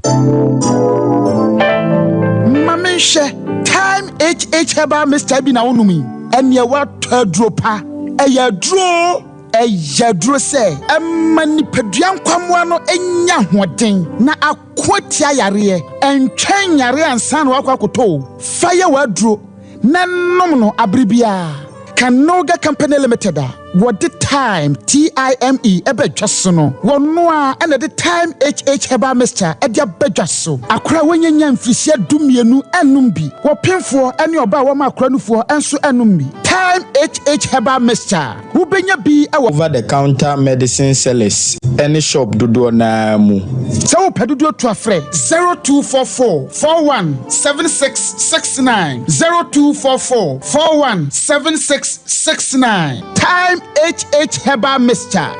Yedro say FDA adje edwadie nkratoe atum the ones that now from toothbrush no why and toothbrush no ninya Ashford na ninya Ashford there na so evident no way who that the evidence ben ninya Ashford toothbrush oh sweetheart Ashford toothbrushes no you want different types she abena dey ya moku hu Ashford Princess and obra ko judie no so Ashford Galaxy wo die na ira no so Ashford Evident media so Ashford Executive and our media no so Ashford Friendly without Ashford toothbrush card My dear, as for toothbrushes are who do dear. Eya papa, eya moto. Ne to me bro dodomi ye dani bia akwashisha ho. Ashford Prince, Ashford Princess, Ashford Friendly, Ashford Evident, Ashford Executive, ne Ashford Galaxy toothbrushes. Eya Fibo Ventures na kofabe daso. Etu phone for 0241 545 646 and 0200 600 934. Ashford toothbrushes. They will soon need. If I shop, I'm sure you'll buy it. Brother, and not so good. Now tell me about Michelle and see about Queen Wayne and say, Bra, said your time about Misha, it's your Jimmy fear for any idea about ever so. Maybe I know this offending now. Bra, some make us a midi time about Misha one dance here. We are singing now about Timinka. It is some malaria. Where do any time about Misha? I never go, dear, no more to want to me any deal. What do any time about Misha? A drink and your mark or bar waffle through. Dear one mark for down for any aquada when you fear to me and son of a total about Mr. Draven. She's a walk hospital and answer lab. I'm what who said, oh, a GD malaria be answer. I also time me a TIME. Time about Misha. I feel malaria fever the other is Ziva, a woman. Even slap. Ubenya be at all, over the counter medicine sellers. Any herbal shop to do an FDA Aji a Jadian Kratoi at all. Brakasa ye duabon waso a ne dwumadi wo nipadua biara pom den ene na brabo mu ne hie yi pa enye brakasa nko nuaba ne haban bi te se ko nsusu a abonwono ne dia akeka ho no kura enwanunu ahodo a ekọ animu yi ankasa brakasa ne se nuaba yi binom ne akeka bobudi afa abefo kwan so a ye dia ye brakasa powder brakasa powder siesi nipadua na abakwa ahodo no ho ban afrimpani yade ne yade ahodo pi ho fa enkodate de ma baako freduane anopa ne anwumre anafa enkodate de ma baako woni sushie yeti anopani anwumre wobra wodidi awie ubenya brakasa powder to Kingswalk Herbal ne Heroes Herbal Accra Okesi Drug Lane Dani Herbal Kumase Mensa Takrade Mose Pharmacy ne Greenlight Pharmacy Sunwane Kashenkari Supermarket Asantwa Herbal ne Bibidro Depot Techiman Sewa Herbal Mampong etufo mfre 0550 19 15-14 brakasa powder aduane san ye dro FD ahwehwe sankratu emu agiatum Original Games 2024 Ewole monko Ghana's all-time top scorer, former Blasters captain, Samuajan, the baby jet at the Original Games 2024 edition of the Beshishaso Original Games, a mini Olympics. Just a mantam doing Sia walk, my Ghana Muno, woman in Abesiaka, Emu Ebi. Nadia Tiani said, we are Babuno, so your bar and our Bema, when you finish a do a tree aircono, you are Kensia Outdoor, Ebi any football, volleyball, arm wrestling, boxing, athletics, basketball, table tennis, and lawn tennis. Soon Misa Gremubia Uyadia, Bomodia kwa your website www.alloriginalgames.com. Neko register Emma Umantamu. The Uyade registration Ebia Ogana card, and now a passport or national health insurance card or birth certificate. And on how to register. So your registration via Yabema data or the back Mantama woman no acquire justify your inclusion. Umadi Mosanipe Mantamno Ebefao Edu account one final tima Wadeba the grand finale Ebebaso 4th November Ewo Enkrano Eho and trophies, medals, and ya Chedia Hodua Dasono Mantam Nina Ebeshia Nomadi Afeso and Benefosia Magania Magashia and you Wamagaho Sao Penchemubi Afre 0267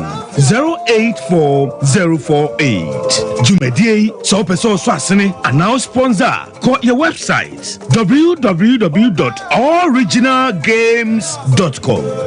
Original Games 2024.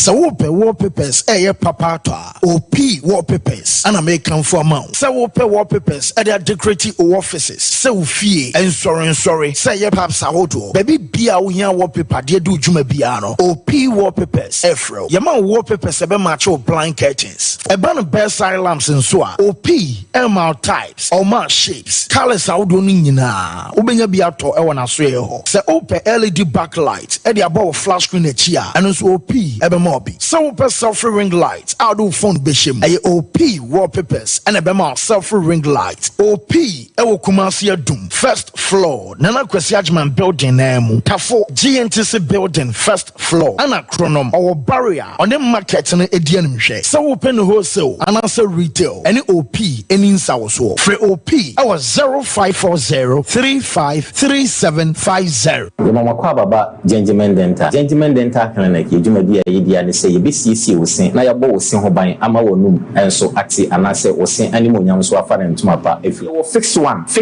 no anase ye tafre no permanent one no. Eno susu yesi a untimi entu bi. Eno ene fe no PFM bridge anase PFM crown. Afi ye sign eye cleaning services oba ye profession mu na ye fe no scaling and polishing. Se ebia enema bi ahyehyehye esen mu se bi wo kasa etimi ma pampan ene ade ebagu na no oba gentleman dental ye ni nyina bi ewo ho gentleman dental clinic ye wo Koforidua Central Police Station enchen ho na wodru enkan so ye wo nungwa na atomic down dome kwa benya runabout no so ho na wodru takwade pipe ano traffic light na ewo pipe ano ho ye ne OGN bank na wo the same premises na kachiman so ye wo magazine market kwan no so ho anase opposite AY Ahmed na wodru Kumasi Abrepo Junction Total Filling Station wa traffic light na anihwe G runabout no wo free Total Filling Station na yabron san no na edi ho ye adwuma free eda juada kopem eda memeda wetimi afre ya homa no e wo 055 913 9582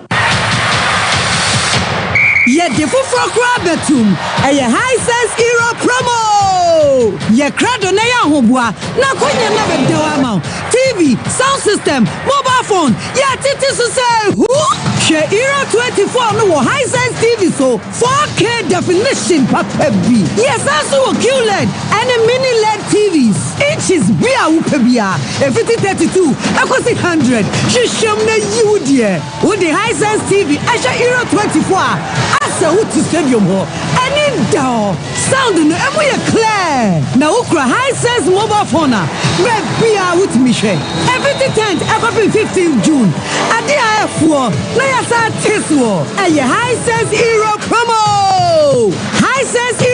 e kosu wo high sense showroom bia enti ko ho na ko jiwo de high sense everyday prices for everyday people. Yeah, coaching son, no Jumatia was Skill Point Training Institute. Skill Point Training Institute trusted the city heavy duty machines, surface, the underground mining.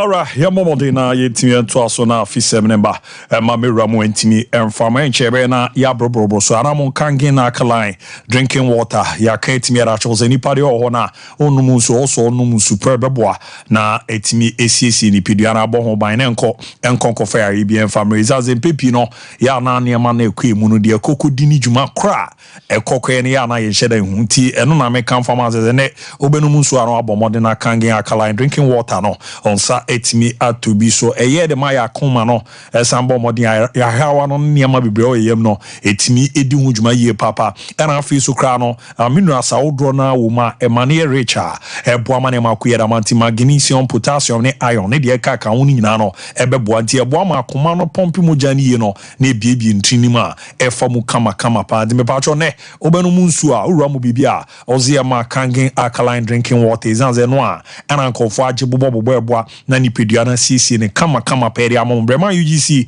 arado wani chimotafu new road abawa road junction no obenya dodo na onso no owo achichia betimi afre na nkomodide bia onempefu etimi edini aboa na kwan a onsa befa so akabi no wetimi enyebi 0241 449191 0241 449191 na 0507 379474 0507 379474 ni aboa na ne makoyie pa etimi ediama cloud internet no ne yonjo de akọ na kokoji ne ejuma ebo ne yade a ano edin ye papa ni na the internet ani ejuma ku awodo na agera tuma mudi dijuma amode send you document awodo na content empire cloud internet no ene ehwe ne etimi aboye stable ena afi so kra na ebesa aboa etimi a content empire na reliable na afi so no e affordable atese ne bo no e ya de wo fom ye papa ena connection no kra no betimi aboa na e ya wo no wetimi remote na aboa ma bibia adede de amount ye fane internet connectivity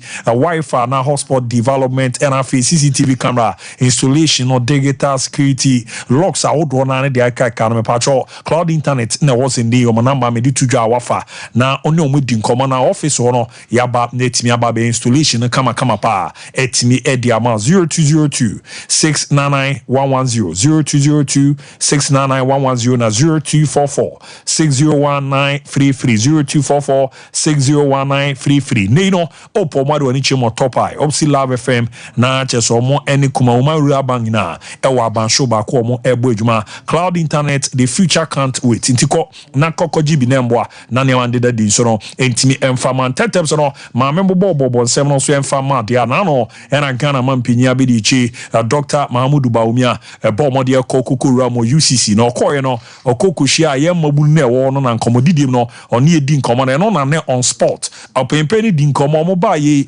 omo ban investment o maye no sport mu no say no obo mo di nkomo no timeriche sports. Of course, I didn't have enough time to talk about sports, but I had, when I gave my big speech on 7th of February, I talked a lot about sports. We have invested as a government more in sports than any other government in the history of Ghana. Any other government. When we came into office, you had only 3 astroturfs in the whole of Ghana. The whole of Ghana, 3. Today, we have over 150 astroturf facilities. We have built 10 multi-purpose sports stadia. We have completed 6 of them, and we hope very soon to complete the other 4. We built the Boteman multi-sports complex, which we use for the African Games. First-class facilities. Completed University of Ghana Sports Stadium, first-class facility. The rugby pitch, first-class facility. So in the area of sports, we have invested more and completed more facilities than any other government in the history of this country. And I believe, as I said, that sports is going to be one of the growth goals. Enti ano ye nkoma na obo modi anaize ba omia youth connect no otimi adira mo de tudwa cheza mpa na wa bo modi omo mpenso no owe ejuma mo aye ne mo de awram na aban bia eni wa obo modi invest e wo sport mu chomo na omo baaye no na astrotefo Ghana na omiensa pen na omo de ko 150 ejuma mo ye ne boteman esa bo modi ye wo UGC ana cheza mpa otumuza adwuma mo aye no ya ade a ne ma de na kwama bibia ekoyi kama pretimi edi emo na the Black Princesses Boys National Under 20 Mana Suero Omo Abomodi nya no de Ramako Akakobo World Cup ni bi Uru ni Chemo Colombia Jumadi Mbesha say 31st August nako akwaku wie 22nd September na no na draw ne be Ghana group ya akwaku tum no ye Japan New Zealand Ghana na fe Austria di no na group ya akutum group E I ready mu se ebeko na Under 20 ma no akwa kobo ejuma na aboa na ne ma deda ye pretimi ede amaye na ma mintinsim na ye ni nkomo akresanze na enwumre 7 pm pepe Ghana fo nyina ni abre ni nyina zo oze ekuku ramo bamako na ye chimali mani timeti omo no mu zampa ye no ya yebida na ye team we na ewo ho ne se de ni esi abre no ya mase ye ba bidi agrokra woze ye team hihye omo ana ye kwa anima na ne ma deda di pa na no coach Otuado Ekushia Sentrofo on ye didi nkomo de give as a team preparation no send is here tie a de era mo game ni mo say no obo de nkomo ne che. Yeah, so surely I think we are ready for the game. I know it's always short, the time for the preparations, because players are coming from their seasons. So we had one good week, actually. I was very satisfied on how they understood how we want to play. But like I said, it's going to be difficult.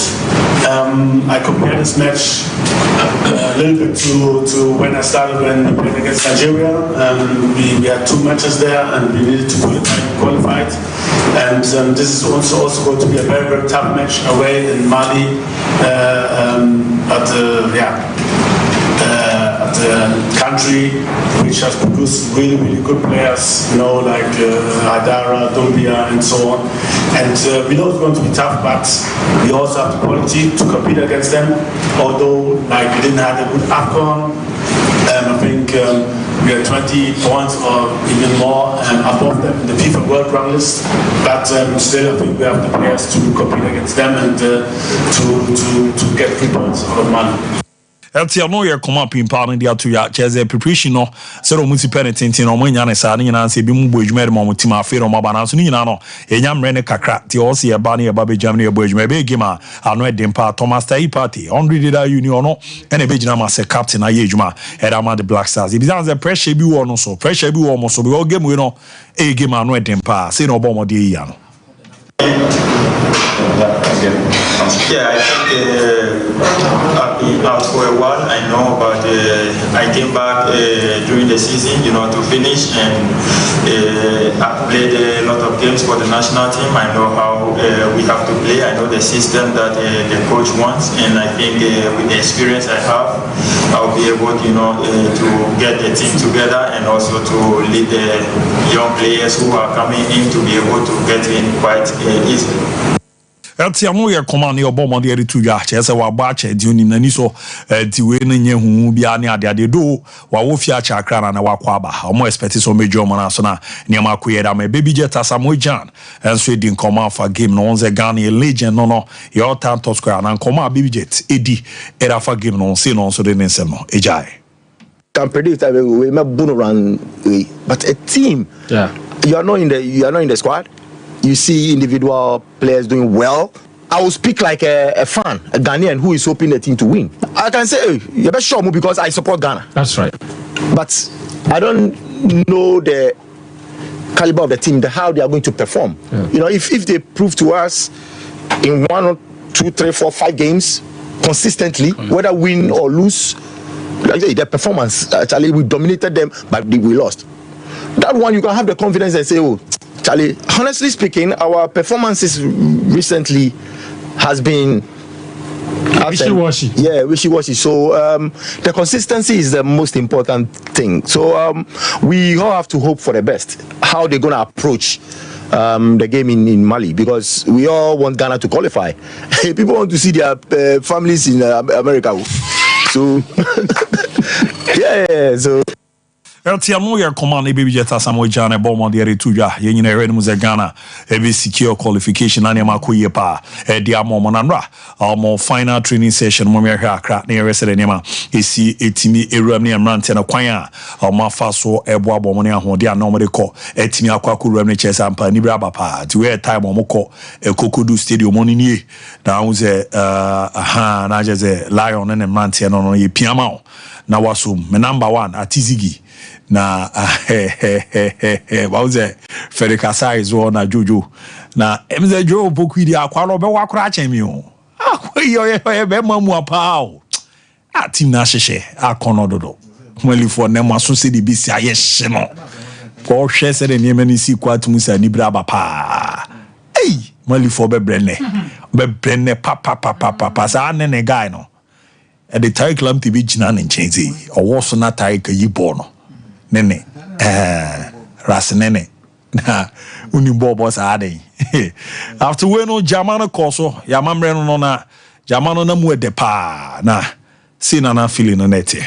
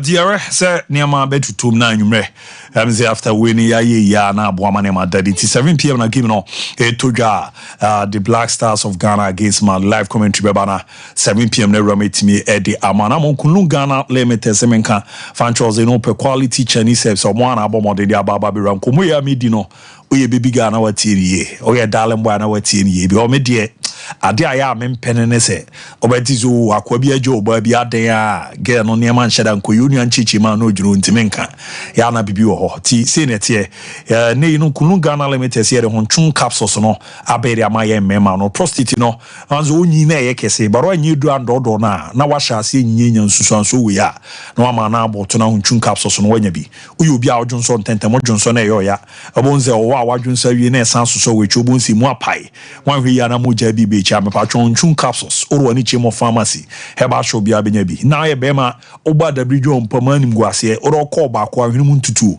obu anade no so krada fom kija na bi wani sisi ni nkoto dwe ne ya na kono na ba fom me de ya na me guys oboa uni akono no wo for Mr. Kill ebeboa na apijam kama pa etimi ediama arba bazen tablet na ediaba etimi ama baby girls no monkomo ya na eme dese boy baby girls and fioma baby cheche de na ya akono eba ne sa de be giade unzo uni aba akono ye tokas ni fie chene sa baronzo no wakwa still ya na ensheda mfa omo musika sen ho form kraba omo nko ni nyina ne ze niam ensheda ne da yo bibia tibosumi su bunsa na ka odwe ensheda ma yo na ni na sawa peba unya bi na wa se moja ne ntimi nhyeda ndi efusane ye na wasan ye mre ompama ayo oba araba bazen tablet ko na kokoji bi kolina keba dani ba Mr. Eba Blessed Require Heba Panacea Pharmacy NNA Pharmacy Fedimen Seba na fi heba ne chemical shop bia won patamu no de okwa ozi kunu Ghana limited omundupa no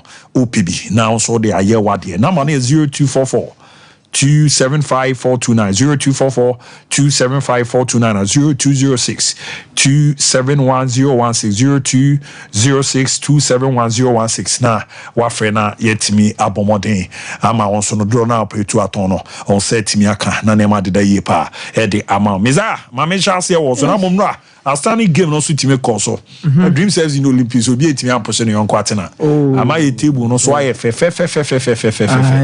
the weekend di eku be chiaka weekend di eku ebe chiaka won kran weekend di eku ebe chiaka em the di edu no di o Sunday game empire bedwa ebe dimpa yes abu mekoso ma men wishing an afia sapon prempe nana afia sapon prempe o United States of America a happy birthday. And I'm sure na Oma Quatinti na de Odon Sabesumbia enye inshira and fan. Uni amani biana. Oh akonta. Akonta sapon prempeno. Oh no abagana. Okay. Akonta. Zala wajia tumana. Everybody nyakopo. About I'm coming them a share na brain on auntie. Although ultimate years of far, Nina baby, a bram brain on. Says Obano na open the work a quiet fast near who she share. I come here with you them level. Oh, my age is in here. I don't meet you, papa. My head to you, Marco, here. Opa, mommy. The final decision depends. Entina, our area says so young flower be wa. Mamzo sa, mon flower, papanzo sa, flower go here. Flower bang so bad tinti kokono. I come here banana. I pause on a minute I read that out. You didn't come on a way. My contact no. Unyo. Nah, and master in this game. Unyo. I got tired kwe. When you are the Nyabutere shares in any of your name, the way you from I got tired. She supposed to move on to as a minunia banawi. No, nim or no, I knew no nim so navy. They don't cry in the birthday. Pulipala or nim the birthday. And the one nim said, "No cry." We cry disqualify. Around you know, you deny you know. I go where I come.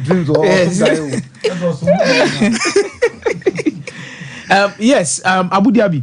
Now, Nyame one with the results Olympics. But I'm reserving all energy for Sunday. Iti Nyame Adoma Ochinane Saturday or whoever discuss the Ghana Premier League games. I think what is much more important in the Ghana money game a bit me about. So now Abu. We have squad list in Mudine, what I would try to call you during the friendly games now. Yakobo Morocco now. What expected said there are some choices that we need to look at and see going forward. Now, one more national team, we could build a core around them because this is a national team without Amate. This is a national team without some key players. Inak Williams, Munina, any. But how are these particular players going to take on the burden? And we say Soba in the light of Ghana's poor performance at the AFCON. Omokoya Nyoman Shedan Kuyi and Farmer national team no. And the players will need to do a lot to convince Ghanaians say they are up to the task, especially with Omomoko AFCON ni bi no. Or the normal chibibi. Omomoko AFCON ni bi no. For some players it's exempted. For example, BT say Thomas Tepate one ko AFCON ni bi. Kudus was our best player at the AFCON. Meboa. Yeah. Jiku was one of the best players at the AFCON. So, Osha, these players, ni omo money more than a D. And in your market in Kitty be on way, I won't take away Majida Shimeru. It's only plenty, on also intimate day. Ama. But the bit is a Salis. He needs to prove Ghanaians wrong. Says, how your man could there do Ivory Coast, no? In terms of the performances, no. And also, say, in the long term, we can rely on him. But no, I'm one person. Me believe he said. Abu Dhabi, Salis has not lived up to expectation after the World Cup. But Salis, why am I confused? Because I lost or Giri Dili in Fofana. Oh yes. I was a yes. Yes, I will agree. Abu Dhabi didn't look home for Fana. Jumedi award dinner there. Abu midfielder be no be pair with Fofana. This be a wasa. Midfielder be no didn't be pair for Fana. But this a midfielder and wasa. Fofana no obe komri kanin na ye dirty work. What the NSA passing agina. And your core work AFCON, he was one of the disappointing players. I mean, who are in the AFCON, Salis. Abu Nenkoye. AFCON. After the World Cup in the crown, matches I have friendly games before the AFCON. He needs to start proving a point. He needs to, as soon as possible. Odi anono koton center back pair. One a partner Jiku. I believe Jiku is the best center back we have now. World Cup in them, ya pass your call and answer you could them when you saw Bobby. Yes. And Ando I'm really hoping say you're also going to get a chance because it looks like he's not Otu's favorite when it comes to the defensive setup. But literally, in terms of performances, Jiku has been our best centre back. Oh, and no crap. And even a confident about Jiku, and he's so much experience. Me sure quite a before swear didn't be into this particular squad setup. you were pool of good players. By picking the good players to start for Arsenal, and I pick first 11 be on you good on bit me my right balance no. And I made I don't have any hope. Ghana crab best crab 2-1. Ah, more share and Mali Ghana best crab Mali actually Ghana back 2-1. Biggie, yeah, we need you. Why? There are certain things I'm looking forward to. Back on a coach, and a choir our first Washington team. How our players Nibesi Abobono. This game will be mostly about coaching. Mali, our talent. Ghana, our talent. The two teams lack a balance in terms of how I see structure teams. Mali team, the talent of Mwani in Ano. Okasa Woshishe team, they will lack balance. The same applies to Ghana. In Tianfan say a Boswa Nessa. But the technical direction teams Nibenya and the choir players never apply. And on the bench and the game no dear offer baby and so a dear free the Jumakesi and Ankasa speaking from the Ghanaian perspective, Ebeko coach Otuado, especially how he lines his team up and then the pairing. Goalkeeper Nadia, from indications, it looks like a bear Tizigi. The number one. Yep, on a bedem. The nature of the game, any opponent now a facing. So who say Duali do so about right back, don't be surprised. Because Tariq Lamptey excellent going forward, but always a suspect when we are defending. And Malifono ball quick transitioning. Omunya Bona, Omu very pacey and well built wingers. Meka well built na so mujino monaso. The mema partner. Udi obia onye more accustomed to the typical African play no kojinemu. Exactly. Inti that is why me sideline Tariq Lamptey no me choose Wali to say do. Left back, then I'll go for Gideon Mensah because he's also robust and the form in the closing stages of the season Wabua qualifying a club the Abaliga. Then central defense. Anka, you were an experienced defender now because he be a Jikubet na bench, but he needs to slot in there. And then you look at either Mohamed Salisu or one of the defensive players, but don't expect Jerome Opoku to be starting. Me who's starting, I'm surprised. Then the midfield, I had an issue. If we decide to go for a 4-3-3, then preferably Yehu Party, Yehu Salis, because the two and Otuado on a trusted pair for even during the World Cup near there. Then he will want to continue with that. There may be a mass Salis here exposed to AFCON, no, will have to do with one coaching tactics and two Nippon and enable. But I think between Partey and Salis, they complement each other. Salis does not really show up for Obia or you're an excellent passer, but he's also good at mopping up. Partey, very good passer, finding ranges, whether short, medium, or long. In Tianobua, then we get one player who plays in a free role, and preferably will go to Mohamed Kudus. Now about wingers, then maybe Jordan in there, and now Jordan will be part of the wingers, then Antoine Semenyo in there. It will be interesting to see how the forward line but I think Ghana have enough assets if we want to deploy them. But the tactical and the technical directions are Team Nibenya and how the players apply themselves.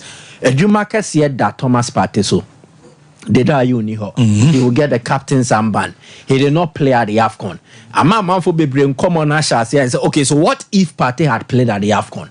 And one response in the game against Mali. He needs to seize the game, not just the midfield.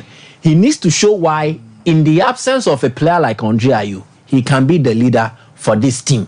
Intended Partey role no is all play no. He won't play just as a footballer. He needs to play beyond just being a footballer. He needs to be a leader. He needs to inspire. He needs to drive. He needs to prove it to Ghanaians. And yes, I have a game no. Now come on about the day. Exactly. So he needs to prove something too. Mohamed Kudus. Kudus are one of our brightest spots. Yes. But whenever Yenya Kudus biano, ayana injury home. Now he looks like he's fit because Yenya any injury concern from camp concerning him. Now, as one of your best players, and as a the best player amongst the Ghanaian team, no. How does he seize the moment? In a game like this, 7th June 2009, Yehu Koja Samoa, then he proved to Ghanaians and said he has arrived. So pese Ghana for Judy Kesia. I know Kudus has scored at the AFCON. He has scored at the World Cup. But in games like this, so we are a Ghana for Akuma so because Obobe Kai was a maybe a muye dino. Year 2026 no. Koja Samwadian was in 2009. Exactly. But 2009 or 2024, yeah, can't was him. And that is why players like Kudus needs to step up to the occasion on dates like this and prove a decisive one for us. But in all this is how I see it. Game, no, there is a lot at stake already. Mali has dropped point. Mali has dropped a point. And some points not drop away. Home. Exactly. The next home game, no, we could have picked a win out of this particular game. Me who 1-1. I see a 1-1 result. Mate why? Because lot at stake near Ghana drop it. Mali swat drop it. To be a banana Brazil. About though. Mali team de humpa share na name mama friend for them pa no mo meka humpa hu enyapa hu gidi no but and almost your team are consistent in terms of performance. Am yes uncle for na do any two so na mama wa friend yes, Mali said it so Michael you see Ubo Partey Salis and if Partey is a bit lazy you coming up again aggressive Amadou Haidara and Dide Semasego. They are very quick and very aggressive. They push their own game money. Seko Fofana and Michel Serebo. Now you're talking about Seko Fofana and Jean-Michel. But you see, until the extra owns and more control game no power. So I say Partey should be quick. If he's playing with Salis or Elisha or whoever, and somewhere very quick and make sure that when they get the ball, me and can come in quite there. The Malian players are very robust, very, very robust. If you have Ishaku and Kudus, that will give you good mobility and creativity and cutting edge better. I'll prefer even Ishaku to Jordan in this game. Because Kiki Koyate, a rugged. When you have players, you see, too much pressure will go on Kudus if he's the only creative force. What they are here? More good defensive midfielders. Don't forget that Aliou Dieng now. Eric Shelley, coach, when he comes up against top and he want to play the 3 midfield, the diamond. Now Aliou Dieng, Aliou Dieng, he play in the Champions League final. Yeah. Fit now because you be seen my pride, so he'll be starting. So you need somebody who unlock them. What do you say? Somebody who take them on. So for me, if we have the two of them playing, any Antoine Semenyo playing, I would love that. Because Antoine Semenyo physically, when we are physically very strong, you need him to bully them. Ishaku can score, Kudus can score. Mayema Kudus and Kobo a wide area on top. Should play a bit deep. That's where he does very well. What he loves doing when he plays a bit deep, he takes defenders on. And Sebio Yechiho Nomono, they should be very alert. Nene Dogele Son Shazia, he's always a super sub. Balasina Sinayoko or Yejumera, he works. I mean, you're a penalty there by Ivory Coast. No. He runs you down or you will be hard dream, 1 year for an penalty. Your defenders is only disciplined and organized and make sure that threats, normal tackle, no be every box to Mukaka box, then Chikakra. Because I dream the look, Kamaro Dumia now, Salis, he should make sure Alidu, Sedu, Neni, some never shares here. Because Kamaro Dumbia, he doesn't go wide, he cuts in full. So all the time you should be going with him. What do I say? Aha. Adama, Minister of Study Adama Traoré. Look, these boys, almost problem year one. The Kone and Bilal Touré strikers, they've not lived up to expectation. Yes. Hombre, how many Ivory Coast? Yeah. Chance almost creative. So I know your advantage back, but I say discipline both at the back and then in middle. Maya commit needless foul. If you're able to do that, we can be able to manage something out of it. But apart from, if we are not able to do that, we don't get the discipline, we are in trouble. And now, say making sure, say, let's be heading balls to the far corners. Jiggy Diarra, he's good when it comes to reflex, and then he comes 1v1. But, or no, ball no, wide areas now on that, and then bouncing in my house. Yeah. So, look, say child to me, And even against them, how many did they score, Chad? 3-1.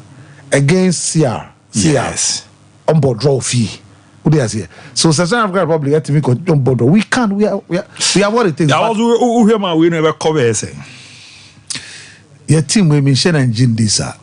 That's the truth. So no, I mean team don't convincing me. Oh, okay. I'm only hoping. And never convince you. Me hope say.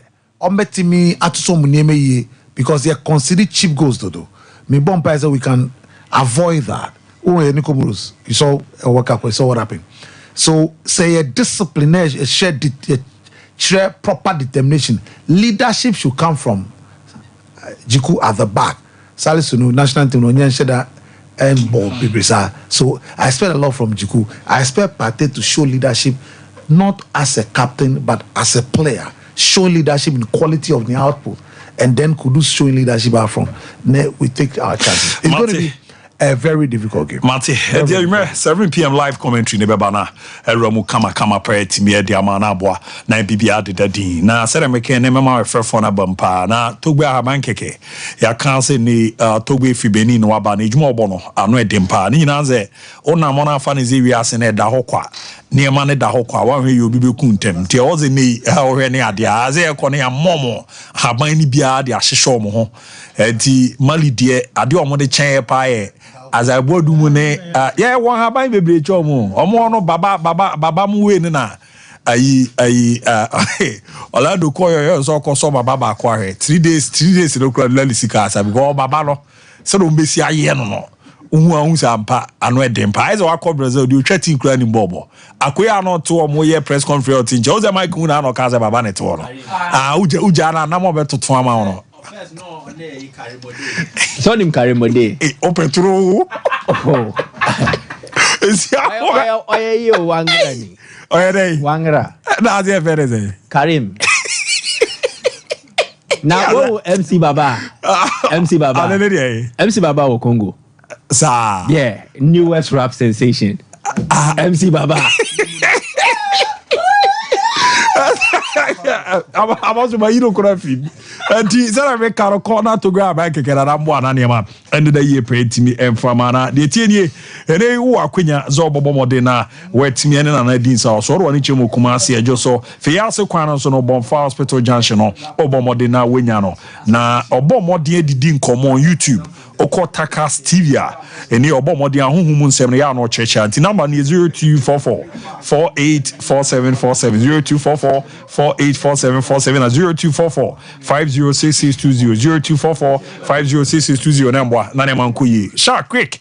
Yambo Bobo birthday special so na me fa me college na sana ma page me muna etimi akọ mama afia adai mama wo offiso abofo na wa ba sugar NSA nkwan fama zoma happy birthday nyamisha papa na yoda no niam ndeda yi kama pentimi emfa emma oba no si odo pa enafi aginjima makion any from Mr and Mrs Jima yesi enko entimi emfa agin na yoda no nyamisha na bibia nko yi pen fama Uncle Tom ye teacher odo ani chemu aglo community school we bu akwa sepase Shadrack SN Kwen Farmer mze shadi video mo bu ejuma pa anti Uncle Tom special one room farmer na yoda no nyamande da din paint me farmer na Regina Amponsa ahenema kokobin ne wankasa wadamfo e frene Abina Zen Kwen Farmer Regi na yoda no so de opibia embramu farmer Dokas Amoa dodo na frene Obapa Mame ya na wa ukunu Emmanuel Apia professionally dodo na frene Dache hene eno na ye na hotidi nti Dache ne Zen Kwen Farmer wifi doki na neniamande da din pen farmer na afi binko emfama KJOB ono ankasa no ofase Mary Dabanka na KJ na busuafo doso pa o KJ na busuafo doso pa di ofase ene azu na ACU edema Dabs clothing e we fijase so Mary happy birthday enko entimi emfama na nema ende da yeso no emfama oni ade ati no na face no happy birthday enko emfa emma amazing auntie madam